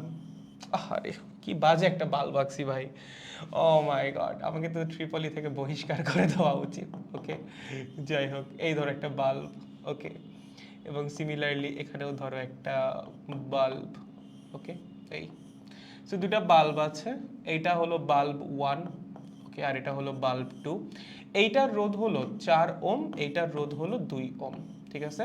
এবং আমাদের যে ব্যাটারিটা আছে সেটা হলো 12 ভোল্টের ব্যাটারি, ঠিক আছে। একদম 12 ভোল্ট ছিল কি, দাঁড়াও, না 8 ভোল্ট ছিল, না 12 ভোল্টই ছিল। Okay fine. এবার তোমাকে প্রশ্ন করছে যে এই যে দুইটা বাল্ব আছে, এই দুইটা বাল্বের মধ্যে কোনটা বেশি ঔজ্জ্বল্যতা নিয়ে জ্বলবে, ঠিক আছে, বেশি ঔজ্জ্বল্য নিয়ে জ্বলবে না, সরি, কোনটায় বেশি তাপ শক্তি খরচ হবে। তাহলে আমরা যেটা করি, প্রথমে বর্তনীর তুল্যরোধটা বের করি, সেখান থেকে বর্তনীর টোটাল প্রবাহটা বের করি, দেন আমরা দেখি কোন বাল্ব দিয়ে কতখানি কারেন্ট যাচ্ছে। ওকে, সো এখান দিয়ে টোটাল কারেন্ট হলো আই, এই কারেন্টের একটা অংশ যাবে এই বাল্ব দিয়ে I1, একটা অংশ যাবে এই বাল্ব দিয়ে I2, ঠিক আছে। প্রথম বাল্বের যে রোধটা সেটা হলো 4, দ্বিতীয় বাল্বের যে রোধ সেটা হলো 2। 4 এবং 2 কেমনে আছে, সমান্তরালে, তাহলে বর্তনীর তুল্য রোধ কত হবে, আর ইকুইভ্যালেন্ট 4 এবং 2 আছে সমান্তরালে, তার সাথে এই 3 কেমনে আছে, শ্রেণীতে, তাহলে plus 3, that means 4 into 2 divided by 4 plus 2 plus 3, মানে 8/6 প্লাস 3, ঠিক আছে। তাহলে কত হচ্ছে ভাইয়া, এটা হলো 4/3, তাই না, হ্যাঁ 3 9, নিচে আসছে 3, উপরে হচ্ছে 9 আর 4 13। ওকে, সেটা হলো বর্তনীর তুল্য রোধ। তাহলে বর্তনীর টোটাল কারেন্ট কত হবে, টোটাল কারেন্ট হবে I is equals to V divided by R equivalent। ওকে, দেখতে অ্যাপ্লাইড ভোল্টেজ কত, কতখানি ভোল্টেজ দিছি, 12 ভোল্ট, ডিভাইডেড বাই ইকুইভ্যালেন্ট কত, 3/3, 13/3, সরি, 3 কত 36। ওকে, 36/13 অ্যাম্পিয়ার, এটা হলো সার্কিটের টোটাল কারেন্ট। ওকে, এখন বলো তো এই প্রথম বাল্ব দিয়ে কতখানি কারেন্ট যাবে, কেমনে বের করবা, কারেন্ট ডিভাইডার রুল। দেখো I1 এর মান হবে নিচে 2 প্লাস 4 ইন্টু টোটাল কারেন্ট, ঠিক আছে, তার মানে 1/3 ইন্টু 36/13, তার মানে হলো 12/13 অ্যাম্পিয়ার। এতখানি কারেন্ট যাবে প্রথম বাল্ব দিয়ে, তাহলে অবশিষ্ট কারেন্টটা কি দিয়ে যাবে, দ্বিতীয় বাল্ব দিয়ে যাবে, তাহলে I2 হবে I মাইনাস I1, মানে 24/13 অ্যাম্পিয়ার, ঠিক আছে, পেয়ে গেছি। এখন বলেন তাহলে প্রথম বাল্বে উৎপন্ন তাপ শক্তি কত হবে, প্রথম বাল্বে উৎপন্ন তাপ শক্তি হবে I1 স্কোয়ার্ড R1T। ওকে, প্রথম বাল্বে প্রবাহিত কারেন্ট কত, 12/13, তার উপর স্কোয়ার্ড, প্রথম বাল্বের রোধ কত রে, 4 ইন্টু টি। দ্বিতীয় বাল্বে উৎপন্ন তাপ শক্তি কত হবে, H2 I2 স্কোয়ার্ড R2T। দ্বিতীয় বাল্বে প্রবাহিত কারেন্ট কত, 24/13, তার উপর স্কোয়ার্ড ইন্টু R2 কত, দ্বিতীয় বাল্বের রোধ কত, 2 ইন্টু টি। চলো দুইটার রেশিও নাও, যদি দুইটার রেশিও নেই দুইটা বাল্বে উৎপন্ন তাপ শক্তির, H1/H2 কত হবে বলো, I1 squared by I2 squared, তাই না, এটা হলো এটার দ্বিগুণ, তাই তো, তাহলে নিচে আসতেছে 4, তাহলে 1/4 ইন্টু H1 এর রোধ আবার ডাবল, সো 2, ওকে, তার মানে হাফ, তার মানে দ্বিতীয়টায় উৎপন্ন তাপ শক্তি হবে প্রথমটায় উৎপন্ন তাপ শক্তির দ্বিগুণ। ওকে, সো দ্বিতীয় বাল্বে উৎপন্ন তাপ শক্তি কি হবে, প্রথম বাল্বে উৎপন্ন তাপ শক্তির ডাবল বা দ্বিগুণ। দেখো বুঝছো, একদম সহজ ম্যাথ কিন্তু, হ্যাঁ তোমার কাছে মনে হইতে পারে অনেক, এগুলো আর অনেক অন্যান্য নিয়মে করতে পারবা, সমস্যা নেই, এটাই একমাত্র নিয়ম যে এমন না, তুমি আরো অনেক রুলস দিয়েও করতে পারো। ওকে, সো খুবই সহজ জিনিস, চাইলে আপনি এটাও করতে পারতেন যে দুই প্রান্তের বিভব পার্থক্য তো সেম থাকবে। ওকে, সো তুমি যেটা করতে পারতে এখানে, আচ্ছা আসলেই তো, কিন্তু দুই প্রান্তের বিভব পার্থক্য সেম থাকবে, এত বড় তো করার দরকারও ছিল না, এটা তো খুব সহজ ছিল, আমি খোদাই বড় করলাম। দেখো দুইটা বাল্বের দুই প্রান্তের বিভব পার্থক্য সেম না, সো এটা দুই প্রান্তের বিভব পার্থক্য যদি V হয় বা ধরো V প্রাইম হয় কথার কথা, তাহলে এইটার দুই প্রান্তের বিভব পার্থক্য কি হবে, V প্রাইমই তো হবে, তাহলে এটার মধ্যে উৎপন্ন তাপ শক্তি হবে V prime squared by R1 into T. Okay, এটার মধ্যে উৎপন্ন তাপ শক্তি হবে V2 স্কোয়ার্ড বা V prime squared divided by 2 into T. Okay, then ওখান থেকে রেশিও নিলেও হবে। ওকে, সো তুমি বিভব পার্থক্য দিয়েও করতে পারো, বিভব পার্থক্য দিয়ে এই যে এখানে যেটা বলতেছিলাম আর কি, উৎপন্ন তাপ শক্তি H1 হবে ভি প্রাইম স্কোয়ার্ড বাই প্রথমটার রোধ 4 ইন্টু টি, ওকে, এবং দ্বিতীয়টার জন্য হবে H two is equals to V prime squared by 2 into T. So এখান থেকেও তুমি রেশিও নিয়ে বের করে ফেলতে পারো। আমি তো এখানে অনেক বড় করে দেখাইলাম, চাইলে ওটাও করা সম্ভব, okay. So this is an alternative of this, okay, এটা হলো অল্টারনেটিভ সলিউশন আর কি। দেখেন বুঝছেন কিনা? দেখো দেখো আজান দিচ্ছে, আপনারা চাইলে নামাজ পড়ে আসেন, আপনারা চাইলে ব্রেকও দিতে পারি, সমস্যা নেই। আমরা কত নাম্বার সিকিউতে আছি? মাত্র 5 নাম্বারে আছি, ঠিক আছে, চাইলে ব্রেক দেওয়া যায়, সমস্যা নেই। দেখো চাইলে ব্রেক দেওয়া যেতে পারে, খেয়াল করেন, দেখেন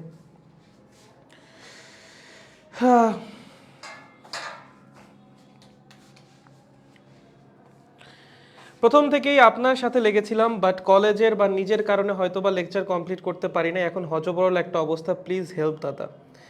আমি মানে এখানে কিভাবে হেল্প করতে পারি বলো? আমি তো পড়াই যাচ্ছি, ক্লাস দিয়েও রাখছি, মানে আমার সাইড থেকে যা যা করা দরকার আমি তো সব কিছুই দিয়ে রাখছি। একাডেমিক ক্লাস তোমাদের কাছে আছে, ওয়ান শট ক্লাসও আগেরগুলো আগে থেকেই দেওয়া আছে, সিকিউ সলভিং ক্লাস দেওয়া আছে, এমসিকিউ সলভিং ক্লাস দেওয়া আছে, আবার ওয়ান শট নেওয়া হচ্ছে, সিকিউ সলভিং নেওয়া হচ্ছে, এমসিকিউ সলভিং নেওয়া হচ্ছে, প্রবলেম সলভিং নেওয়া হচ্ছে। আমাদের সাইড থেকে আর কি করব বলো? আমরা সিকিউ সাজেশন শিটও তোমাদেরকে দিয়ে দিছি, ওকে, কখর সাজেশন শিট রেডি হচ্ছে, সেটাও তোমাদেরকে দিয়ে দিব। তোমাদের কাছে আমাদের সাইড থেকে যা যা দেওয়া সম্ভব সবই দেওয়া হচ্ছে, এখন বাকি পড়াটা তো তোমাদের নিজের দায়িত্ব, তাই না? পড়তে তো হবে, শুধুমাত্র এগুলো দিলেই যে হয়ে যাচ্ছে এমন কিন্তু না, তোমার নিজের তো পড়তে হবে। না পড়লে সেখানে আর কি করতে পারি বলো? পড়া লাগবে। দাদা ক্লাস টাইমটা একটু এলোমেলো হয়ে আছে, এটা ট্রু, এটা ট্রু। যেমন আজকেও তোমাদের ক্লাসটা নেওয়ার কথা ছিল 4টায়, আমি 4টার সময় উঠছিলাম, আসলে এক্সাম ব্যাচের কোয়েশ্চেন বানাতে গিয়ে লেট হয়ে গেছে। আবার ওই যে বললাম 26 নিয়েও একটু প্যারা খাচ্ছি, কারণ আমারও পরীক্ষা চলতেছে, সাদেরও পরীক্ষা চলতেছে, দুজনের পরীক্ষার মধ্যে এইসব জিনিসপাতি চলে আসছে, জীবন হয়ে গেছে একটু হজবরলা আমারও আসলে, ওকে। সো যখন সুযোগটা আমি পাচ্ছি তখনই আমি মানে আমি এমন একটা অবস্থা হয়েছে এখন, যখন যেই টাইমটা আমি ফাঁকা পাচ্ছি আমি জাস্ট ওই টাইমটায় থর এবং হালকে ক্লাসে ঢুকে যাচ্ছি, ওকে। এখন হলো জীবনের অবস্থা এরকম হয়ে গেছে, okay. Still I will try to maintain the time. হ্যাঁ হ্যাঁ হ্যাঁ, কখর সাজেশন শিট টাইপিংয়ে চলে গেছে, আমরা একটা বার মানে টাইপিং শেষ হওয়ার পর আমরা একটা বার প্রুফ রিড দিব, তারপর তোমাদেরকে দিয়ে দিব, ওকে। সামনে আগে নাকি? চলো আজান দিচ্ছে, তোমরা কেউ নামাজ অবশ্যই পড়তে চাইতে পারো, সমস্যা নেই কোনো, কারণ ক্লাস তো থেকে যাবে, প্যারা নেই কোনো। চলো এটাই কি বলছে, ও মাই গড, ইয়ে কিয়া হয়, রাজশাহী বোর্ড 2021, ওকে। চলো পড়া যাক। উদ্দীপকের বর্তনীটির প্রবাহমাত্রা নির্ণয়ের জন্য অ্যামিটারের পাঠ নেওয়া হলো, ওকে। পরবর্তীতে 5 ওহম রোধের একটা পরিবাহী তারকে বি এবং সি বিন্দুতে যুক্ত করে পুনরায় অ্যামিটারটার পাঠ নেওয়া হলো, আচ্ছা ঠিক আছে। প্রথম ক্ষেত্রে বর্তনীর তুল্যরোধ নির্ণয় করো। আচ্ছা, প্রথম ক্ষেত্রে বর্তনীর তুল্যরোধ নির্ণয় করা তো কোনো ব্যাপারই না। দেখো গ নাম্বারটায় তোমার কিন্তু কোনো রকম অভ্যন্তরীণ রোধ দেয় না, দেখো ইএমএফ দিছে ঠিক আছে, বাট কোথাও কোনো অভ্যন্তরীণ রোধ দেওয়া নাই। সো রোধ যা আছে এইখান দিয়েই আছে। R1 এবং R2 কেমনে আছে? সমান্তরালে। তার সাথে R3 কেমনে আছে? শ্রেণীতে। তাহলে তুল্যরোধ কত হবে বলো? R equivalent is equals two R1 এবং R2 আছে সমান্তরালে, তার সাথে R3 আছে কেমনে? শ্রেণীতে। তার মানে 10 আর 20 আছে সমান্তরালে, 10 ইন্টু 20 ডিভাইডেড বাই 10 প্লাস 20, তার সাথে R3 মানে 30 আছে কেমনে? শ্রেণীতে, ঠিক আছে। তাহলে উপরে 200 নিচে 30, তার মানে 20/3 প্লাস 30 কত হয়? 90, 20, 110/3 এত ওম। সহজ, ওকে। ঘতে কি বলছে? কোন ক্ষেত্রে অ্যামিটারটা বেশি পাঠ দিবে, ওকে। আচ্ছা আমরা প্রথম ক্ষেত্রে যদি একটু অ্যামিটারের পাঠ চিন্তা করি, প্রথম ক্ষেত্রে অ্যামিটারের পাঠ কত হবে বলো তো? বর্তনীর টোটাল কারেন্টটাই না। প্রথম ক্ষেত্রে কিন্তু এই বিসি তারটা নাই, ঠিক আছে। সো কারেন্ট ফ্লো হওয়া শুরু হবে এই দিক থেকে। সো টোটাল কারেন্ট যদি আই হয়, এই টোটাল কারেন্টটাই কি অ্যামিটার দিয়ে যাবে না প্রথম ক্ষেত্রে? অবশ্যই, তাই না? প্রথম ক্ষেত্রে কিন্তু এই টোটাল কারেন্টটাই অ্যামিটার দিয়ে যাবে। সো প্রথম ক্ষেত্রে অ্যামিটারের পার্ট হবে বর্তনীর টোটাল কারেন্ট, ওকে। সো প্রথম ক্ষেত্রে পার্ট বের করা কোনো ব্যাপার না। দেখো প্রথম ক্ষেত্রে আমাদের তুল্যরোধ কত? তুল্যরোধ মাত্র বের করলাম, কত আসছিল রে? 110/3, ওকে। 110/3 ওম। সার্কিটে অ্যাপ্লাইড ভোল্টেজ কত বলো? দেখো এখানেও তুমি 5 ভোল্ট দিছো, এখানেও কিন্তু 5 ভোল্ট, সো সার্কিটে অ্যাপ্লাইড ভোল্টেজ কিন্তু 5 ভোল্ট। তোমারে কনফিউজ করার জন্য মাল্টিপল ব্যাটারি দিছে, বাট আলটিমেটলি এই সার্কিটে টোটাল অ্যাপ্লাইড ভোল্টেজ 5 ভোল্ট। এখানে 2 ভোল্ট 3 ভোল্ট, টোটাল 5, 2 3 টোটাল 5। সমান্তরাল আছে না, সমান্তরালে দুই প্রান্তের বিভব কি হয়? সমান হয়, বা দুই প্রান্তের বিভব পার্থক্য কি হয়? সমান হয়। সো এখানে দুই প্রান্তের বিভব পার্থক্য কত? 5 ভোল্ট। সো সার্কিটে আমরা টোটাল অ্যাপ্লাই করছি কত? 5 ভোল্ট। ওকে, এগুলো জাস্ট তোমাকে কনফিউজ করার জন্য, আর কিছুই না। সো সার্কিটে টোটাল অ্যাপ্লাইড ভোল্টেজ 5 ভোল্ট। ওকে, তাহলে বলেন ভাইয়া সার্কিটের টোটাল কারেন্ট কত হবে? I is equals to V divided by R equivalent, মানে V মানে হলো 5, R equivalent কত? 110/3 মানে 15/110 এত অ্যাম্পিয়ার। সো এইটা হলো প্রথম ক্ষেত্রে অ্যামিটারের পার্ট। এটা কি? প্রথম ক্ষেত্রে অ্যামিটারের পার্ট। ওকে, অ্যামিটারের পার্ট। ওকে, দ্বিতীয় ক্ষেত্রে পরিবর্তনটা কোথায় আসবে? দেখো দ্বিতীয় ক্ষেত্রে তুমি এক্সট্রা একটা রোধ নিয়ে আসতেছো, তাই না? তোমাকে বলছে বি এবং সির মধ্যে 5 ওহম মানের একটা রোধ আমরা যুক্ত করছি।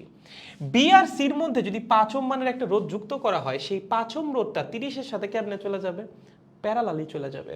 মানে কানেকশনটা কিরকম হবে দেখো, এখানে আছে তোমার R1 এবং R2, তাই না? এখানে কি আছে? R1 এবং R2। ওকে, R1 R2, এখানে আছে তোমার R3, এখানে আছে অ্যামিটার। ওকে, তুমি কি করছো? এখানে একটা রোধ লাগাই দিছো। অ্যামিটারের রোধকে তো আমরা এখানে কাউন্ট করতেছি না, অ্যামিটারের রোধ এমনিতেও নরমালি অনেক কম হয়, ঠিক আছে? অ্যামিটারের রোধ এখানে কাউন্ট হবে না। এই যে রোধটা, এটা ছিল কত? 20 মনে হয়, কত ছিল? 30, সরি R3 30 ওহম। ওকে, 30 ওহম, আর আমরা এখানে সমান্তরালে যুক্ত করছি 5 ওহম। এই 5 ওহম 30 ওহমের সাথে প্যারালালে চলে আসছে না, সমান্তরাল কানেকশনে চলে আসছে না। তাহলে এইবার বর্তনীর তুল্যরোধ চেঞ্জ হয়ে যাবে না? অবশ্যই চেঞ্জ হয়ে যাবে। সো সেকেন্ড যে কেসটা বা পরবর্তীতে আমরা যে চেঞ্জ আনলাম, সেকেন্ড কেসে বর্তনীর তুল্যরোধ কিন্তু চেঞ্জ হয়ে যাবে। দেখো R1 এবং R2 কেমনে আছে? সমান্তরালে। এবং R3 আর 5 কেমনে আছে? সমান্তরালে। এই সমান্তরালের সাথে কেমনে আছে? শ্রেণীতে। সো বর্তনীর টোটাল তুল্যরোধ নতুন যেটা হবে সেটা হবে R1 এবং R2 আছে সমান্তরালে, তার সাথে শ্রেণীতে আছে কে? 30 আর 5 এর সমান্তরাল সমবায়। ঠিক আছে, 30 এবং 5 আছে আবার কেমনে? সমান্তরালে। ওকে, এবং এই সমান্তরালের সাথে কেমনে আছে? শ্রেণীতে, তার জন্য যোগ হইছে। ওকে, তাহলে খেয়াল করেন ভাইয়া, R1 R2 এর মান কত? 10 আর 20। তাহলে এখানে তুল্যরোধ হচ্ছে 10 × 20 ডিভাইডেড বাই 10 প্লাস 20। এখানে হচ্ছে 30 × 5 ডিভাইডেড বাই 30 প্লাস 5। ওকে, তার মানে এখানে 30 200, তার মানে হলো 20/3। আর এখানে হচ্ছে হলো 150 35, তার মানে 7। ওকে, আর 150 না, তাহলে কত? 30, তাই তো? ঠিক বললাম না? মনে হয়, যাই হোক।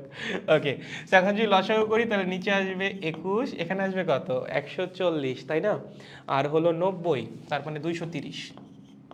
ঠিক আছে, ইফ আই এম নট রং, যদি ভুল না করি তাহলে এটাই হবে আর কি। তাও তোমরা একবার দেখো, 140 আর 90 230 আর নিচে 21। ঠিক আছে, সো এইটা হলো এখন বর্তনীর তুল্যরোধ। বর্তনীর তুল্যরোধ যদি এখন এটা হয়, বর্তনীর টোটাল কারেন্ট কত হবে? বর্তনীর টোটাল কারেন্ট এখন হবে I total is equals to, বর্তনীতে অ্যাপ্লাইড ভোল্টেজ কত ভাইয়া? সেই 5 ভোল্টই তো, 5 ভোল্টই তো টোটাল অ্যাপ্লাইড ভোল্টেজ, সেটা তো চেঞ্জ হয় নাই। তাহলে বর্তনীর টোটাল কারেন্ট হবে 5 divided by R equivalent 230 divided by 21। Okay, তাহলে 5 20 100, 105 উপরে যাবে 105, নিচে আসবে 230 অ্যাম্পিয়ার। ঠিক আছে, সো এখন হলো এটা বর্তনীর টোটাল কারেন্ট। ঠিক আছে, বর্তনীর টোটাল কারেন্ট এখান দিয়ে আসছে। ওকে, তার একটা অংশ এখান দিয়ে গেছে, এখান দিয়ে গেছে, এখানে এসে আবার বর্তনীর টোটাল কারেন্ট আসছে। ওকে, তারপর আবার কি পাইছে? দুইটা প্যারালাল ব্রাঞ্চ। এইবার বর্তনীর টোটাল কারেন্টের একটা অংশ আসবে এই দিক দিয়ে, একটা অংশ আসবে এই দিক দিয়ে। আমার কি লাগবে? অ্যামিটারের পার্ট। বলো তো অ্যামিটারের মধ্যে দিয়ে কোন কারেন্টটা যাবে? এই যে R3 এর মধ্যে দিয়ে যেই কারেন্টটা সেইটা যাবে অ্যামিটার দিয়ে। সো আমাদের দরকার টোটাল কারেন্টের কতটুকু অংশ R3 দিয়ে বা অ্যামিটার দিয়ে প্রবেশ করতেছে সেটা কেমনে বের করব? Current divider rules. চলো কারেন্ট ডিভাইডার রুল যদি আমরা অ্যাপ্লাই করি তাহলে I প্রাইম যেটা সেটা কত হবে? উপরে যাবে 5, নিচে আসবে 30 plus 5 multiplied by total current. Okay, তাহলে 5/35 টোটাল কারেন্ট কত? 105 ডিভাইডেড বাই 230। ওকে, সো এর আসতেছে 1/7। ওকে, 105 মানে কি? 5 ইন্টু 21, নিচে হলো 230, তাহলে যাচ্ছে 3। আর যদি 5 দিয়ে কাটি, উপরে যাচ্ছে 3, এটা নিয়ে সমস্যা নাই। আর নিচে কত আসতেছে? 5 দিয়ে যদি করা হয় 4 5 20 30 46 মোস্ট প্রবাবলি। ঠিক আছে, ওকে। সো 3/46 অ্যাম্পিয়ার, এইটা হলো এইবারের অ্যামিটারের পার্ট। সো প্রথম ক্ষেত্রে অ্যামিটারের পার্ট ছিল 15/110। এটার মান কত আসে? এটার মান মনে হয় বড় আসবে, বোঝাই যাচ্ছে 0.1 সামথিং। 15/110 0.136 0.136 অ্যাম্পিয়ার। আর এখানে কত? 3/46, তাই না? কত?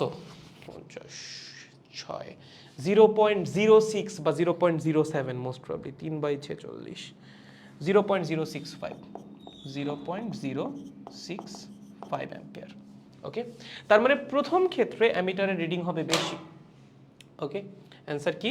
প্রথম ক্ষেত্রে অ্যামিটারের রিডিং বেশি। প্রথম ক্ষেত্রে অ্যামিটারের রিডিং বেশি। দেখো বুঝছো কিনা? সহজ জিনিস। দেখো দেখো দেখো, আমরা কি বুঝতে পারছি? দেখো এটা বুঝছো কিনা? সহজ প্রশ্ন কিন্তু, হ্যাঁ সহজ, বাট পারতে হবে। দ্যাটস দ্য মেইন থিং আর কি, যে পারা লাগবে। ওকে, সহজ হোক বা কঠিন হোক। I is greater than I prime. I, ও আচ্ছা, এই ক্ষেত্রে এটাকে বলছো I, হ্যাঁ true. I is greater than I prime, obviously. Clear, okay, nice, great. বুঝছি সবাই? Sure? Okay, next one, let's go for the next one. কি বলছে এটা? এটা কোথাকার? বরিশাল বোর্ড 2017, অনেক আগের কোয়েশ্চেন ভাই, আমার এইচএসসিরও আগের কোয়েশ্চেন। ওকে, দেখো কি বলছে এখানে। এখানে আমাদের একটা ব্যাটারি দিছে, ওখানে বি পয়েন্ট দিছে, অনেকগুলা রোদ টোদ দেওয়া আছে কিলো ওম রেঞ্জের। আয় হায়, কি বলছে? এ এবং বি এর মধ্যে বিভব পার্থক্য নির্ণয় করো। আচ্ছা, এ পয়েন্ট মানে হলো টেকনিক্যালি এই পয়েন্টটা, হ্যাঁ এটা এ মানে এটাও কিন্তু এ। ওকে, সো তোমাকে এ এবং বি মানে এখান থেকে এইটুকুর মধ্যে কি বের করতে বলছে? বিভব পার্থক্য বের করতে বলছে। ওকে, সমস্যা নাই। এখানে 2 ওম আর 3 ওম আছে সমান্তরালে, তাহলে এই দুজনের জন্য আমরা লিখতে পারি 6/5। সো আমি যদি একটু রিঅ্যারেঞ্জ করে লিখি ক নাম্বারটা, দেখো সার্কিটটাকে একটু রিঅ্যারেঞ্জ করব। সার্কিটটা এইভাবে লেখা যায়, এখানে আছে 270 ওম। ওকে, এখানে আছে 1 কিলো ওম। ওকে, এখানে 2 এবং 3 এর তুল্য রোধ কত হবে? 2 এবং 3 এর তুল্য রোধ হবে ভাইয়া 6/5। সো আমি 2 এবং 3 এর পরিবর্তে একটা রোধ বসাই দিছি। আর আছে কি? এটা কিলো ওম। ওকে, এত কিলো ওম, ফাইন। এবং আছে আর একটা 1 কিলো ওম। ওকে, 1 কিলো ওম, ঠিক আছে। আর এই আছে আমাদের 26 ভোল্ট। ওকে, ফাইন। তোমাকে বলছে এইটা হলো বি পয়েন্ট। কোনটা? এইটা, এটা হলো বি পয়েন্ট, এবং এই যে এইটা হলো এ পয়েন্ট। হ্যাঁ, মানে যে 1 ওম নিচে যে পয়েন্ট, এটা হলো এ পয়েন্ট। সো আমাকে এতটুকুর মধ্যে বিভব পার্থক্য বের করতে বলছে, মানে এই পয়েন্টের আর এই পয়েন্টের বিভব পার্থক্য। সো আমরা যেটা করতে পারি, এই পুরো অংশটাকে একটা রোধ কনসিডার করতে পারি। এই পুরো অংশটাকে, এই পুরো অংশের রোধ কত হবে? দেখো এখানে দুইটা কেমনে আছে ভাইয়া? শ্রেণীতে আছে। তাহলে এই পুরো অংশের রোধ হবে 1.27 কিলো ওম, ঠিক আছে। এবং বাকি দুইটার সাথে এরা কেমনে যুক্ত? সিরিজে যুক্ত। ওকে, তাহলে এইটুকুর যদি তুমি বিভব পার্থক্য চাও বা বের করতে চাও, কি করবা ভাই? Voltage divider rule, VBA, okay, is equals to what? তুমি কার দুই প্রান্তের বিভব পার্থক্য চাচ্ছ? এই পুরো অংশটার, এই পুরো অংশের রোধ কত? 1.27। ওকে, 1.27 কিলো ওম ডিভাইডেড বাই যারা যারা সিরিজে যুক্ত আছে সবার রোধের যোগফল, তাহলে 1.27 প্লাস 6/5 মানে কত রে? 6/5 মানে 1.2, ওকে কত? 1.2 কিলো ওম প্লাস আরেকটা আছে 1 kilo ohm multiplied by total applied voltage 26 volt. কত হয় দেখো? 1.27 plus 1.2 plus 1 1.27 divided by answer multiplied by 26 কত হচ্ছে? 9.52 ভোল্ট। সহজ, ওকে। এইটাই এই দুইটা পয়েন্টের মধ্যে বিভব পার্থক্য, জাস্ট ভোল্টেজ ডিভাইডার রুল, আর কিছুই না, ওকে। পারবো? গুড। এবার ঘতে কি বলছে? এ এবং বি বিন্দুর মধ্যে একটা রোধবিহীন তার লাগালে মোট প্রবাহ কত হবে? এবারে যেটা করছি আমরা, এ আর বি এর মধ্যে একটা রোধবিহীন তার লাগাইছি, মানে সহজ কথা এই দুইটা রোধকে আমরা শর্ট সার্কিট করে দিছি। এখন তোমার জিজ্ঞাসা করছে যে মোট প্রবাহ কত হবে। যদি দুইটা তারকে তুমি দুইটা রোধকে যদি তুমি শর্ট সার্কিট করে দাও, তাহলে চেঞ্জটা কোথায় আসবে বলো? তুল্য রোধে চেঞ্জ আসবে। সার্কিট কিরকম ছিল? দাঁড়াও সুন্দর করে রাখি একটু। এখানে ছিল এই, ঠিক আছে, এখানে ছিল এই, এখানে ছিল এই, এখানে ছিল এই, ঠিক আছে, এবং এখানে ছিল এই, এখানে ছিল আমাদের অ্যাপ্লাইড ভোল্টেজ 26 ভোল্ট, ওকে।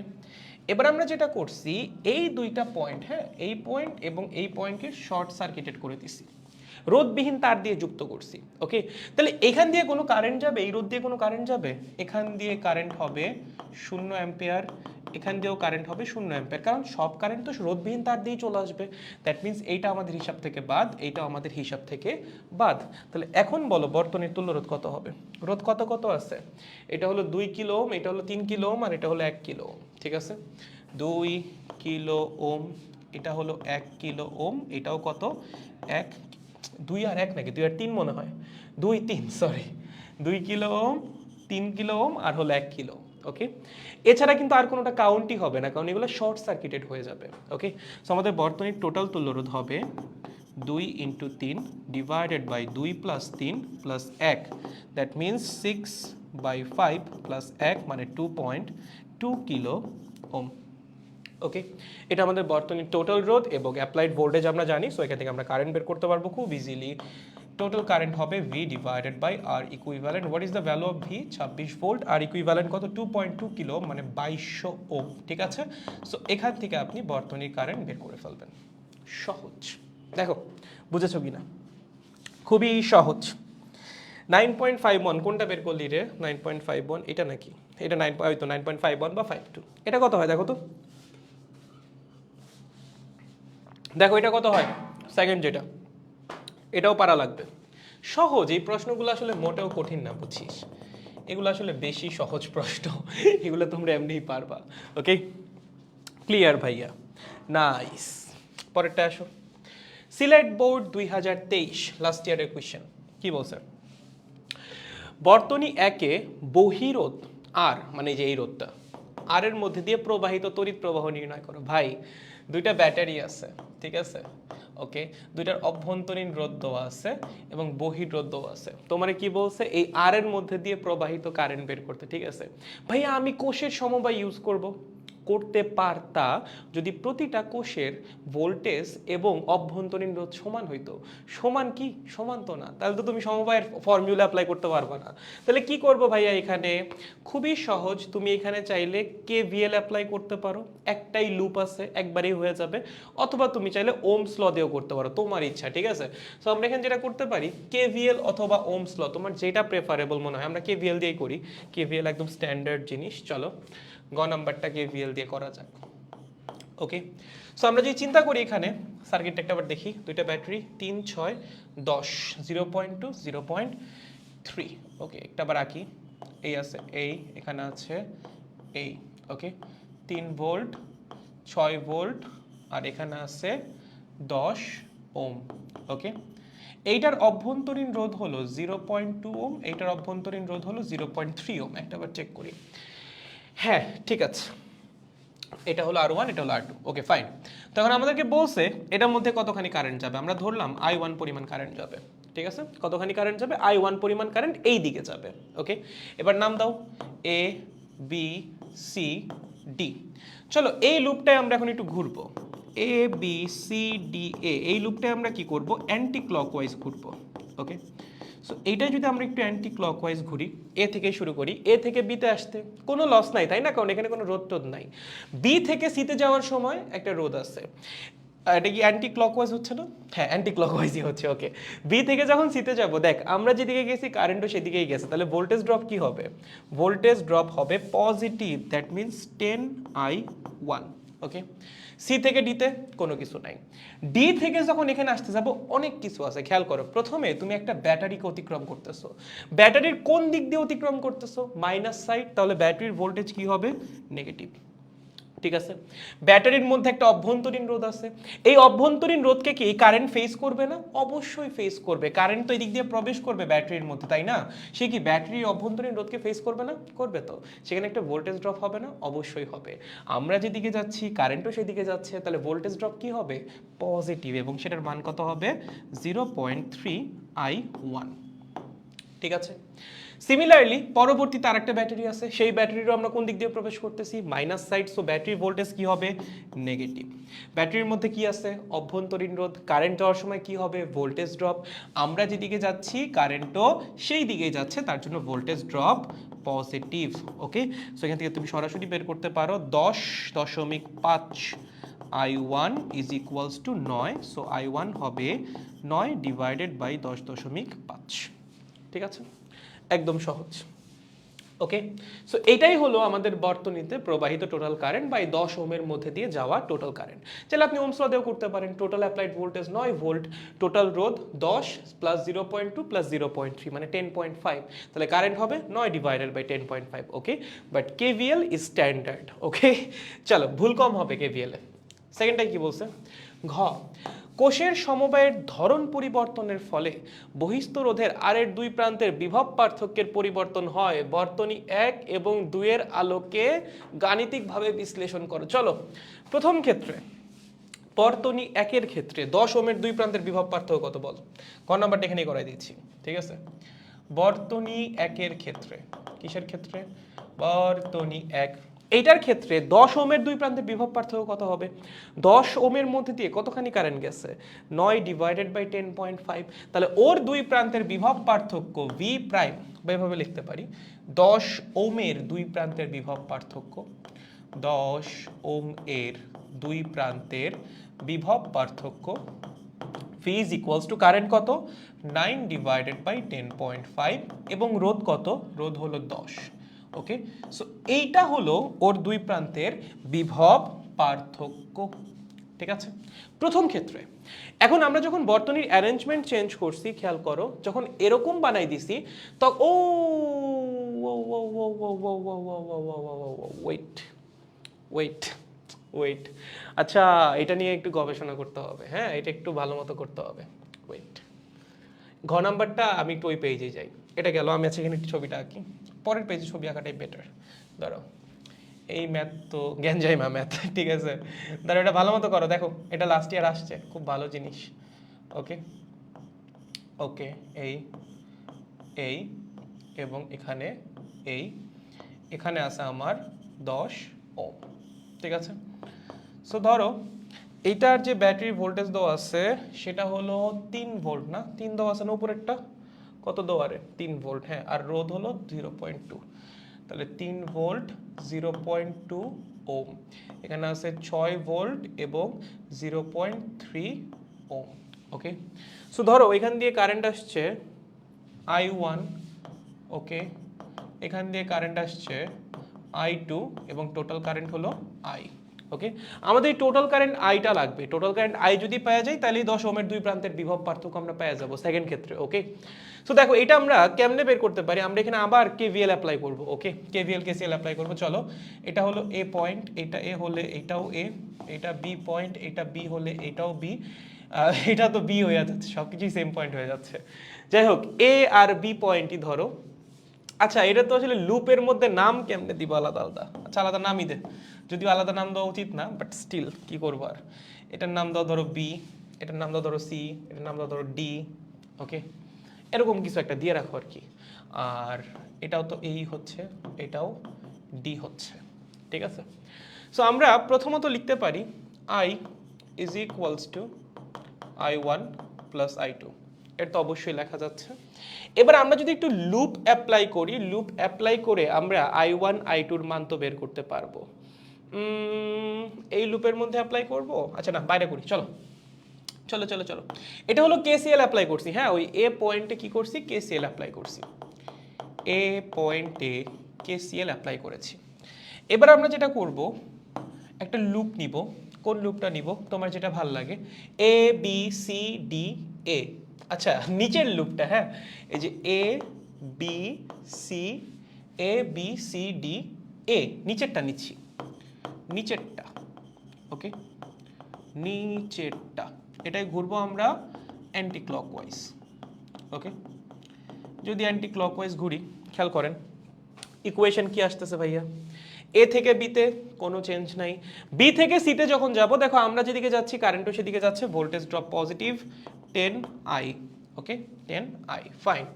সি থেকে ডিতে কোনো চেঞ্জ নাই, ডি থেকে এতে যখন আসবো প্রথমে কি করতেছি, ব্যাটারির মাইনাস সাইড দিয়ে প্রবেশ করতেছি, তাহলে ব্যাটারির ভোল্টেজ মাইনাস, ঠিক আছে।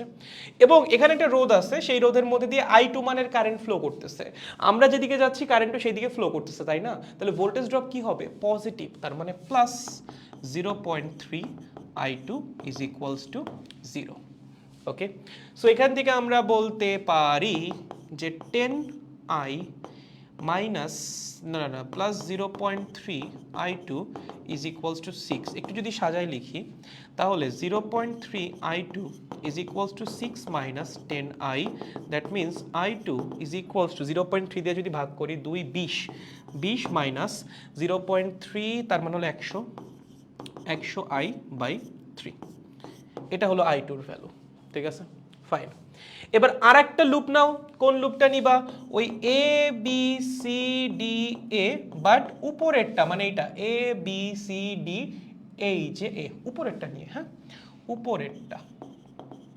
ওকে, এইটা নিলে কি হবে খেয়াল করেন, এ থেকে বিতে কোনো চেঞ্জ নাই, বি থেকে সিতে সেম 10I পরিমাণ ভোল্টেজ ড্রপ হবে, আমরা যেদিক গেছি কারেন্টও সেদিক গেছে।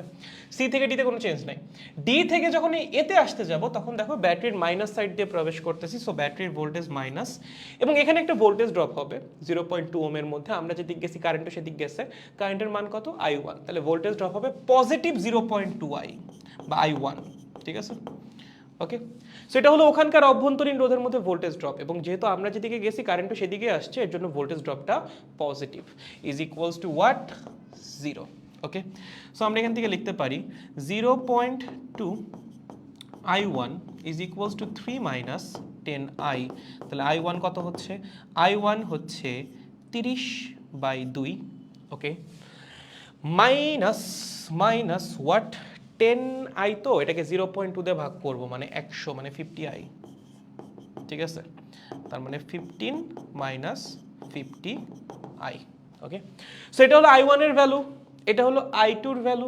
এই দুইটা ভ্যালু একটু এখানে বসাই দাও, I is equals two I1 plus I2 না, তাহলে যদি আমরা এখানে বসাই দেই, I1 এর ভ্যালু কত, I1 হলো এইটা 15 মাইনাস 50I, ওকে, আর I2 এর ভ্যালু কত, I2 এর ভ্যালু হলো এইটা plus 20 minus 100I by 3। Okay, so এখান থেকে যদি একটু সাজাই লিখি ভাইয়া, এই যে এই জায়গাটায় খেয়াল করো, একটু সাজাই লিখতেছি, আই গুলাকে সব ওই পাশে নিয়ে যাই, তাহলে 50I plus I plus 100I by 3 is equals to কত, 35। ওকে, তাহলে এখানে কত হচ্ছে, 3 দিয়ে যদি করি 150 153, তাই না, 153 253I is equals to 105। Okay, so I এর মান হচ্ছে 105 divided by 253। Okay, so second ক্ষেত্রে এই যে নিচের যে ইয়াটা আছে এখান দিয়ে প্রবাহিত কারেন্ট কত হবে, প্রবাহিত কারেন্ট দ্বিতীয় ক্ষেত্রে এটার মধ্যে প্রবাহিত কারেন্ট হবে ভাইয়া 105 ডিভাইডেড বাই 253, ঠিক আছে, এত অ্যাম্পিয়ার। সো এই মানের কারেন্ট যদি 10 ওহমের মধ্যে দিয়ে ফ্লো করে, তাহলে তার দুই প্রান্তের বিভব পার্থক্য কত হবে, দ্বিতীয় ক্ষেত্রে 10 ওহমের দুই প্রান্তের বিভব পার্থক্য, ঠিক আছে, দুই প্রান্তের বিভব পার্থক্য হবে কারেন্ট 105/253 মাল্টিপ্লাইড বাই 10 এত ভোল্ট। ঠিক আছে, সো প্রথম ক্ষেত্রে বেশি হবে, বোঝাই যাচ্ছে, বা পরিবর্তন হবে, অবশ্যই বিভব পার্থক্য কি হবে, পরিবর্তন হবে। এটা মনে হয় প্রশ্নে চাইছিল, তাই না? হ্যাঁ, বিভব পার্থক্যের পরিবর্তন হয়, ইয়েস, বিভব পার্থক্যের পরিবর্তন হবে। ঠিক আছে, বিভব পার্থক্যের কি হবে, পরিবর্তন হবে। সহজ, দেখো সহজ না আসলে লেন্দি, একটু লেন্দি। ওকে, এটা লাস্ট ইয়ারের কোয়েশ্চেন, দেখেন বুঝছেন কিনা। হ্যাঁ, পারে না, ও আপনার ব্যাচে নাই এখন, আমি কি ওকে চ্যাপ্টারের ক্লাসগুলো শেয়ার করতে পারি? হ্যাঁ দিতে পারো, সমস্যা নেই, এগুলো নিয়ে প্যারা নেই আমার এত। তা আপনাকে আজকে আসতে লেট করার জন্য মনে করছিলাম আজকে ক্লাস হবে না, এখন দেখি 1 আওয়ার 10 মিনিট হয়ে গেছে, ধোকা। তাতে এগুলো কি বোর্ড কোয়েশ্চেন, এই যে সিলেট বোর্ড 2023 লাস্ট ইয়ারের কোয়েশ্চেন, ঠিক আছে। গড, দেখো বুঝতে পারছি, এটা কিন্তু ভালো কঠিন ছিল একটু, হ্যাঁ চিন্তা ভাবনা করার মতো। ওকে, হালকা একটু চিন্তা ভাবনা করার মতোই কিন্তু ছিল এই কোয়েশ্চেনটা। সো এই টাইপের কোয়েশ্চেনও কিন্তু বোর্ডে আসতেছে, বি প্রিপেয়ার্ড। ওকে, ক্লিয়ার হয়েছে? পারবো? শিওর? ওকে, তাহলে আই হোপ সবাই বুঝছি। সামনে কালকে বায়োলজি এক্সাম, সাজেশন দেন। ধন্যবাদ সো মাচ। কিসের সাজেশন দিব আমি বায়োলজির, বেটা দাঁত। চল নেক্সট কোয়েশ্চেন, এটাই কি বলছে, এটা কোথাকার, রাজশাহী বোর্ড 2023। চলো দেখি কি বলেছে রাজশাহী বোর্ড 2023-এ। বলছে MNS তিনটি রোধ যাদের মান যথাক্রমে 18, 36 এবং 40। টি রোধটি পরিবর্তনশীল। প্রাথমিক অবস্থায় চাবিকেটাকে খোলা রাখছি, মানে এই চাবিকে যেটা আছে এটা খোলা, খোলা মানে কি, এখান থেকে কারেন্ট যাবে না, একটু আগে এটাই বুঝাইলাম যে চাবি যদি খোলা থাকে এখান থেকে কোনো কারেন্ট যাবে না। ওকে, খোলা রেখে বাতিটাকে 2 সেকেন্ড সময়ে উৎপন্ন তাপ পরিমাপ করা হইলো, মানে এটাকে আমরা খোলা রাখছি, খোলা রেখে এখান দিয়ে কারেন্ট ফ্লো করাইছি। সো বাতির মধ্যে থেকে কারেন্ট ফ্লো হয়েছে এবং এটার মধ্যে কতখানি তাপ উৎপন্ন হয়েছে সেটা পরিমাপ করা হয়েছে। গত বলছে প্রথম ক্ষেত্রে চাবি খোলা রাখা অবস্থায় উৎপন্ন তাপ শক্তির পরিমাণ নির্ণয় করো। ভাই এটা না তোমাদের পারা উচিত, ঠিক আছে, এতক্ষণ ধরে এগুলাই করায় আসতেছি। সো দেখো এটা যদি বন্ধ থাকে, এখানে একটা থাকবে, এখানে থাকবে দুইটা রোধ, বাতির একটা, ওইটা একটা, এইটা একটা, এই দুজন থাকবে শ্রেণীতে, তার সাথে এটা সমান্তরালে, তার সাথে এটা আবার শ্রেণীতে। টোটাল কারেন্ট বের করবা, দেন সেখান থেকে বাতির মধ্যে দিয়ে কতখানি কারেন্ট যাবে কারেন্ট ডিভাইডার রুল দিয়ে বের করবা, অ্যান্ড দেন ফাইনালি বাতির মধ্যে কতখানি তাপ শক্তি উৎপন্ন হবে সেটা বের করবা। এটা কি তোমরা পারবা? গ নাম্বারটা তাই করাই দিব। আচ্ছা করাই দিই, দেখো সো এখানে আমরা যেটা করবো, এটা তো চাবি খোলা, তার মানে এইটার মধ্যে কোনো কারেন্ট যাবে না, সো এটা আমাদের হিসাবের বাইরে। তাহলে এখন আমাদের সার্কিটে আছে কি কি খেয়াল করো। গ নাম্বারটা দেখো আমাদের সার্কিটে আছে কি কি। এখানে 12 MSN বাতি, তাই তো? ওকে, সো এখানে আমার সরি, এখানে আরে একটা দাগ দিতে পারি না সোজা করে, দাঁড়া। এই আছে আমাদের 12 ভোল্ট, ঠিক আছে। এমটা থাকবে এইভাবে, কারণ এন দিয়ে তো কোনো কারেন্ট যাচ্ছে না, উপরেরটা দিয়ে মানে টি যেটা, সরি টি দিয়ে কোনো কারেন্ট যাচ্ছে না, ওটা আমাদের বাদ। ওকে, এখানে আছে আমাদের বাতি একটা, দাঁড়াও ছবি কি ঠিক হচ্ছে? একটা বাতি আছে আর নিচে আছে SRN। ওকে, সো একটা বাতি আছে এখানে। ওকে, এখানে একটা রোধ আছে, তার সাথে আরও একটা রোধ আছে এরকম। Okay, if I am not wrong, জিনিসটা দেখতে এখন এরকমই আছে, হ্যাঁ এই। ওকে, সো ছবিটা এখন এরকম, যখন তোমার এই কানেকশনটা থাকবে না, এই কানেকশনটা যখন থাকবে না, সো আমাদের এই রোধটা এসে এই পয়েন্টটায় যুক্ত হবে। এটা বাদ, হ্যাঁ এটাকে বাদ দাও, তাহলে এটা সেখানে এসে যুক্ত হচ্ছে, মানে এটাকে এভাবে বাদ দিয়ে দাও। তাহলে দেখো এই আমার তার এখানে এসে শেষ হচ্ছে, ধরো এটা এ পয়েন্ট, ধরো এটা হলো এ পয়েন্ট, এটা যদি এ পয়েন্ট হয় তাহলে যে এখানে এইটা হলো এ পয়েন্ট, সরি এই যে এইটা হলো সেই এ পয়েন্ট। ওকে, দেন দেখো এ পয়েন্ট থেকে কি হয়েছে, একটা বাতি গেছে, ঠিক আছে, তারপর আসছে এস। ওকে, সো দেখো এই যে আমাদের একটা বাতি গেছে এ পয়েন্ট থেকে, তারপর আসছে এস, এটা এস, আর এই এ পয়েন্ট থেকে দেখো নিচের দিকে আসছে একটা এন। ওকে, সো এই যে নিচের দিকে আসছে একটা এন, এস আর এন আবার একটা পয়েন্টে যুক্ত হয়েছে, এই যে দেখো এস এবং এন একটা পয়েন্টে যুক্ত হয়েছে, ঠিক আছে। সো যখন আপনার এই ইয়াটা খোলা থাকবে, ঠিক আছে, চাবিটা যখন খোলা থাকবে তখন অ্যারেঞ্জমেন্টটা অ্যাকচুয়ালি হয়ে যাবে এরকম।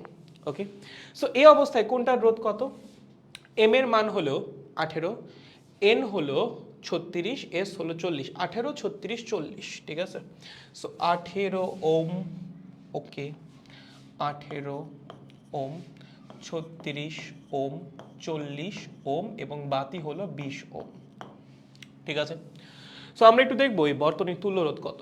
দেখো ওই 20 এবং 40 কেমনে আছে শ্রেণীতে, তাহলে এই দুজনের তুল্য রোধ কত হবে 60। 60 এবং 36 কেমনে আছে সমান্তরালে, তাহলে টোটাল তুল্য রোধ হবে 60 এবং 36 আছে সমান্তরালে।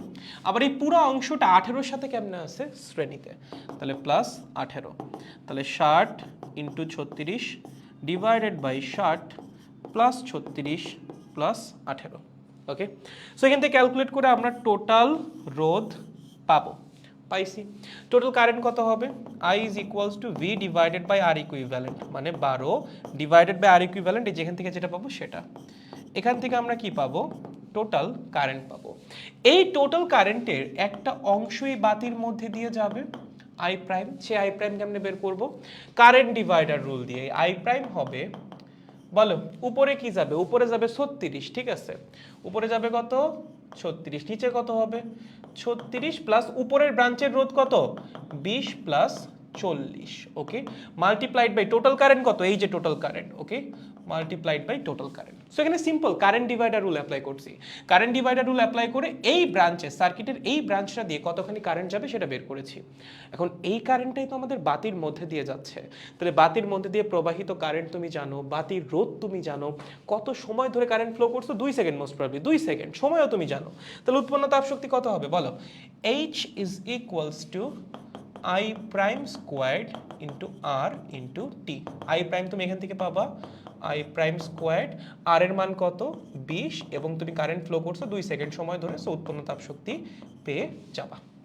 ঠিক আছে, এরগুলো অনেকগুলো সলভ করাইছি এরকম, সো লিখেই দিলাম, তোমরা জাস্ট মানটা বসে একটু করে নিও। ওকে, সহজ আছে, পারবো, এটা না পারার কিছুই নাই, এতক্ষণ ধরে এগুলো করে আসতেছি। ঘ নম্বরে আসো। গতে বলছে চাবিটা বন্ধ হওয়ায় পরিবর্তনশীল টি রোধকে কি অবস্থা অবলম্বন করলে উৎস থাকা সত্ত্বেও বাতি নিভে যাবে। দেখো এটা একটা হুইটস্টোন ব্রিজ, হ্যাঁ, ঘ নাম্বার এখানেই সলভ করা সম্ভব। এটা কি একটা হুইটস্টোন ব্রিজ, যেখানে বাতিটা আছে গ্যালভানোমিটারের পজিশনে। কখন এই জায়গা দিয়ে কোনো কারেন্ট যাবে না, যখন হুইটস্টোন ব্রিজ সাম্যাবস্থায় থাকবে। খুবই সিম্পল না, হুইটস্টোন ব্রিজ যদি সাম্যাবস্থায় থাকে, মাঝখানে তারটা দিয়ে কোনো কারেন্ট যাবে, যাবে না। কারেন্ট না গেলে বাতি জ্বলবে, জ্বলবে না। সো তুমি দেখবা যে টি এর মান কত হইলে হুইটস্টোন ব্রিজ সাম্যাবস্থায় যায়। খুবই সিম্পল, কি হওয়া লাগবে বলো, T by M is equals to S by N, এটা হওয়া লাগবে। তারপরে টি এর মান হওয়া লাগবে M by N into S. M এর মান কত রে, এম হলো 18, এন এর মান 36, এস এর মান কত, এস হলো 40, তার মানে 20 ওম। ওকে, এই পরিবর্তনশীল রোধটার মান তুমি যদি 20 ওম করে দাও, তাহলেই তোমার এই মাঝখানের যে তারটা আছে সেই তার দিয়ে কোনো কারেন্ট যাবে না, কোনো কারেন্ট না গেলে এই বাতিও চলবে না। ঠিক আছে, দেখো বুঝেছো, সহজ সহজ সহজ, একদম সহজ। 9 নাম্বারটা খুবই সহজ ছিল, মোটেও কঠিন নয়। এটা কিন্তু লাস্ট ইয়ারের কোয়েশ্চেন, হ্যাঁ, পারা উচিত। সামনে আগাই, এটা সহজ, হ্যাঁ, সামনে আগাচ্ছি, চলো। কেউ না বুঝলে বলিস, কি বলেছে দেখ। বলছে উদ্দীপকের চতুর্থ বাহুতে কত মানের রোধ কিভাবে যুক্ত করলে বর্তনীটা সাম্যাবস্থা অর্জন করবে। ওকে, কি করবি এখানে বল, বলো বলো বলো বলো বলো। আমরা ধরি যে চতুর্থ বাহু যে আছে এইটার রোধের মান যদি x হয়, তাহলে হুইটস্টোন ব্রিজ সাম্যাবস্থায় যাবে। ওকে, তাহলে বলো তো এক্স এর মান কত হওয়া লাগবে সাম্যাবস্থায় যাওয়ার জন্য। এক্স এর মান হওয়া লাগবে 8 divided by 16 is equals to 12 divided by X. তার মানে এক্স এর মান হইতে হবে 12 বাই 8 ইন্টু 16, তার মানে 24 ওম। কত হওয়া লাগবে 24 ওম। এই রোধের মান যদি 24 হয়, তাহলেই আমাদের হুইটস্টোন ব্রিজ সাম্যাবস্থায় চলে যাবে। এখন এই রোধের মান তো 30, বানাইতে হবে কত 24, তার মানে রোধের মান কমাইতে হবে। রোধ কমানোর জন্য কি করা লাগে, সমান্তরালে নতুন রোধ যুক্ত করা লাগে। তার মানে রোধের বর্তমান মান আছে কত 30, তার সাথে সমান্তরালে আমরা নতুন একটা রোধ যুক্ত করব, যেন তুল্য রোধ কত হয়, তুল্য রোধ হয় ওই এক্স এর সমান, বা তুল্য রোধ হয় 24 ওম। ঠিক আছে, বুঝতে পেরেছো, এখানে 30 ওম আছে, বাট আমার লাগবে কত 24 ওম। তো সমান্তরালে কিছু একটা রোধ যুক্ত করতে হবে যেন তুল্য রোধটা 24 হয়ে যায়। ওকে, তাহলে চলেন তুল্য রোধ কেমনে বের করবো, আর ইকুইভ্যালেন্ট বা 1 বাই আর ইকুইভ্যালেন্ট দাও করতে পারো। 1 by R equivalent is equals to 1 by 30 plus 1 by R. তার মানে 1/24 is equals two 1/30 plus 1/r। এখান থেকে যদি এখানে সলভ করি, ধরো কথার কথা, তাহলে 1/r is equals two 1/24 minus 1/30। ঠিক আছে?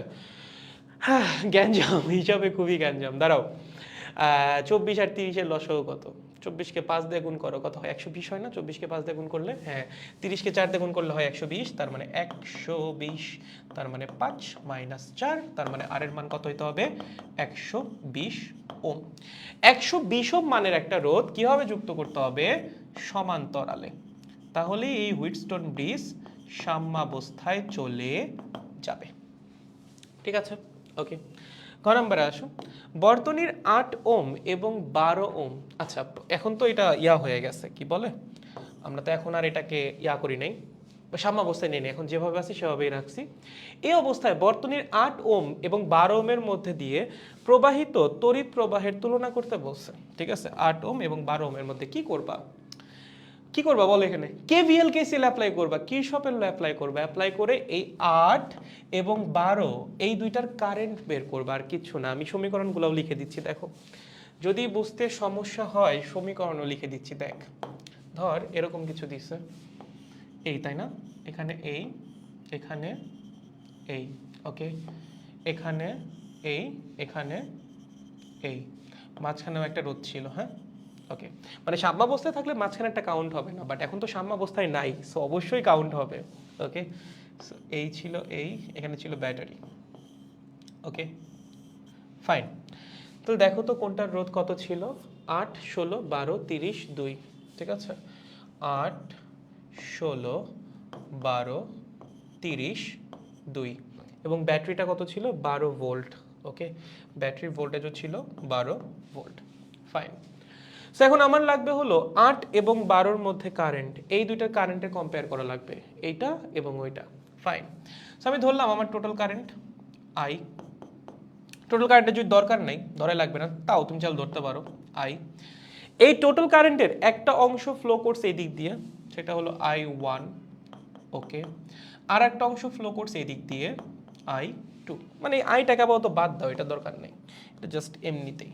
ওকে, এটা ভাবে, এটাই খেতো। ঠিক আছে, সো এখান থেকে গেছে I1, এখান থেকে গেছে I2। ধরো এখান দিয়ে গেছে I3। ওকে, ফাইন। তাহলে এখান থেকে কত গেছে? I1 এর একটা অংশ I3 চলে গেছে এই দিক দিয়ে, তাহলে অবশিষ্ট যে অংশটা না বেশি বড় হয়ে যাবে। একটা কাজ করো, এভাবে না, এখান দিয়ে ধরো গেছে I3, তাহলে এখান দিয়ে যদি I3 আসে, I1 এই পর্যন্ত আসছে, I3 এখান দিয়ে চলে গেছে, তাহলে I1 এর অবশিষ্ট অংশ I1 মাইনাস I3 আসছে এখান দিয়ে। ঠিক আছে, ওকে।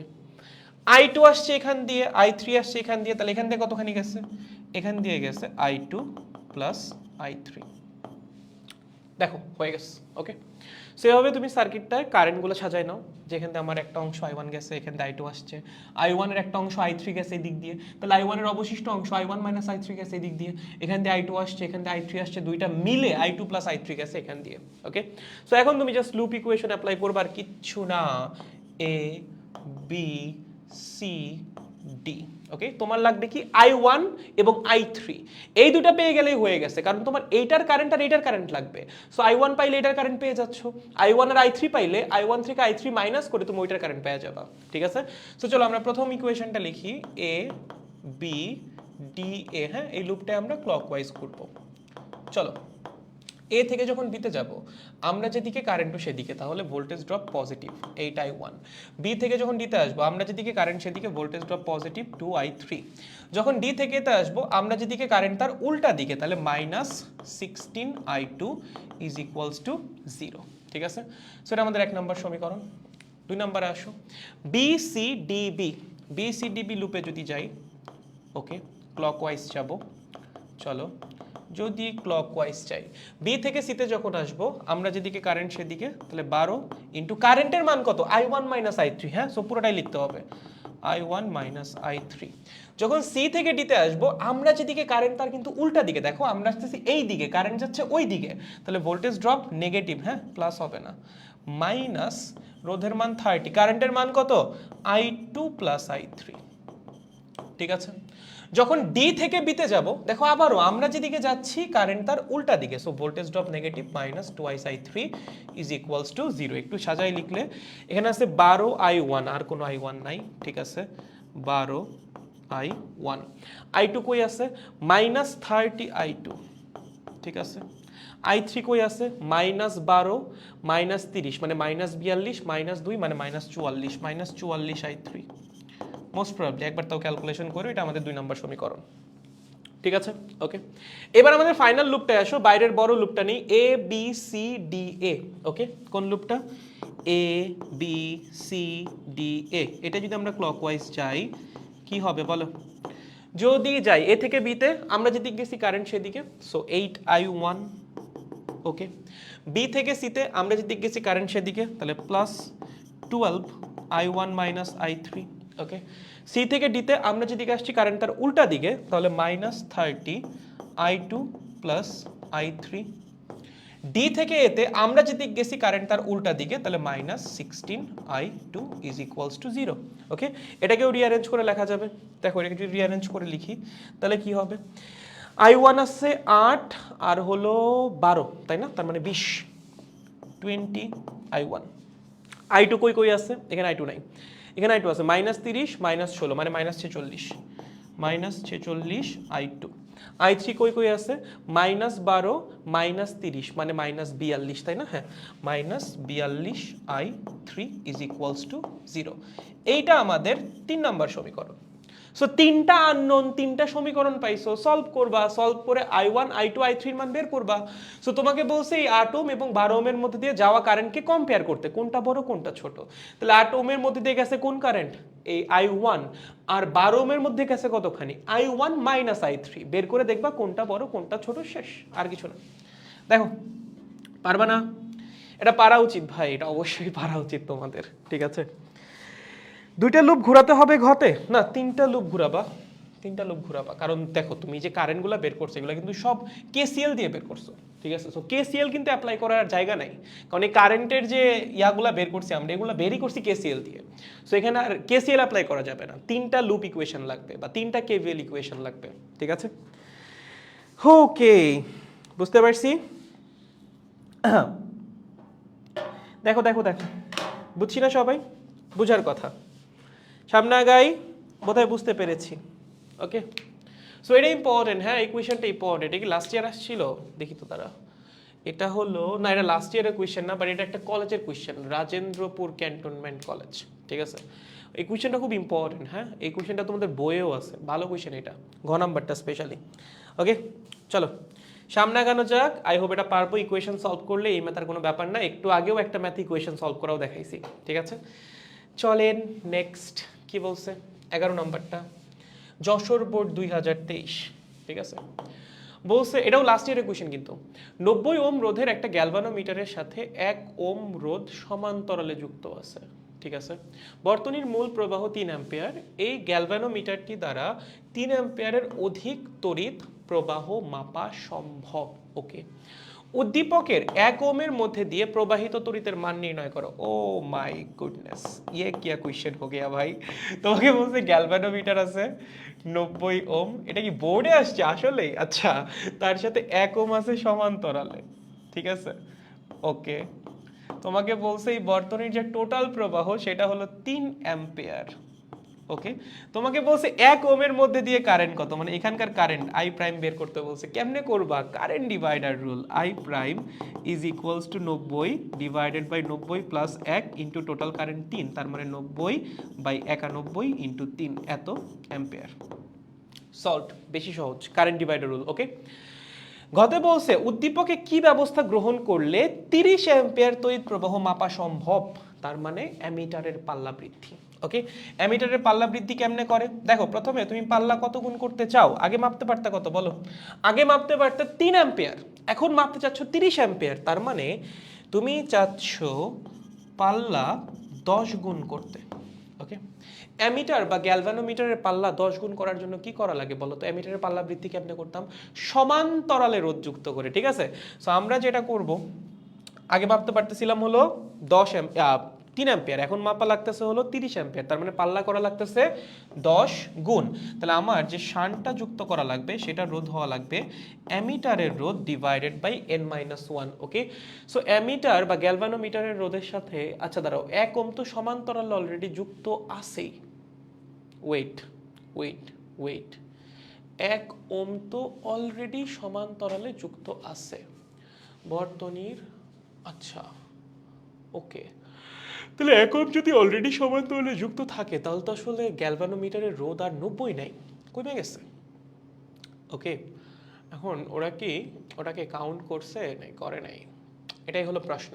ঠিক আছে, যে 1 ওহম রোধ যেটা সমান্তরালে যুক্ত আছে সেটাই কি ওরা কাউন্ট করছে নাকি করে নাই? এ তো কনফিউজিং কোয়েশ্চেন করে ফেলছে। বলে দিলে ভালো হইতো যে এই 1 ওহমের পর আরো এক্সট্রা যুক্ত করব নাকি 1 ওহম ছাড়া।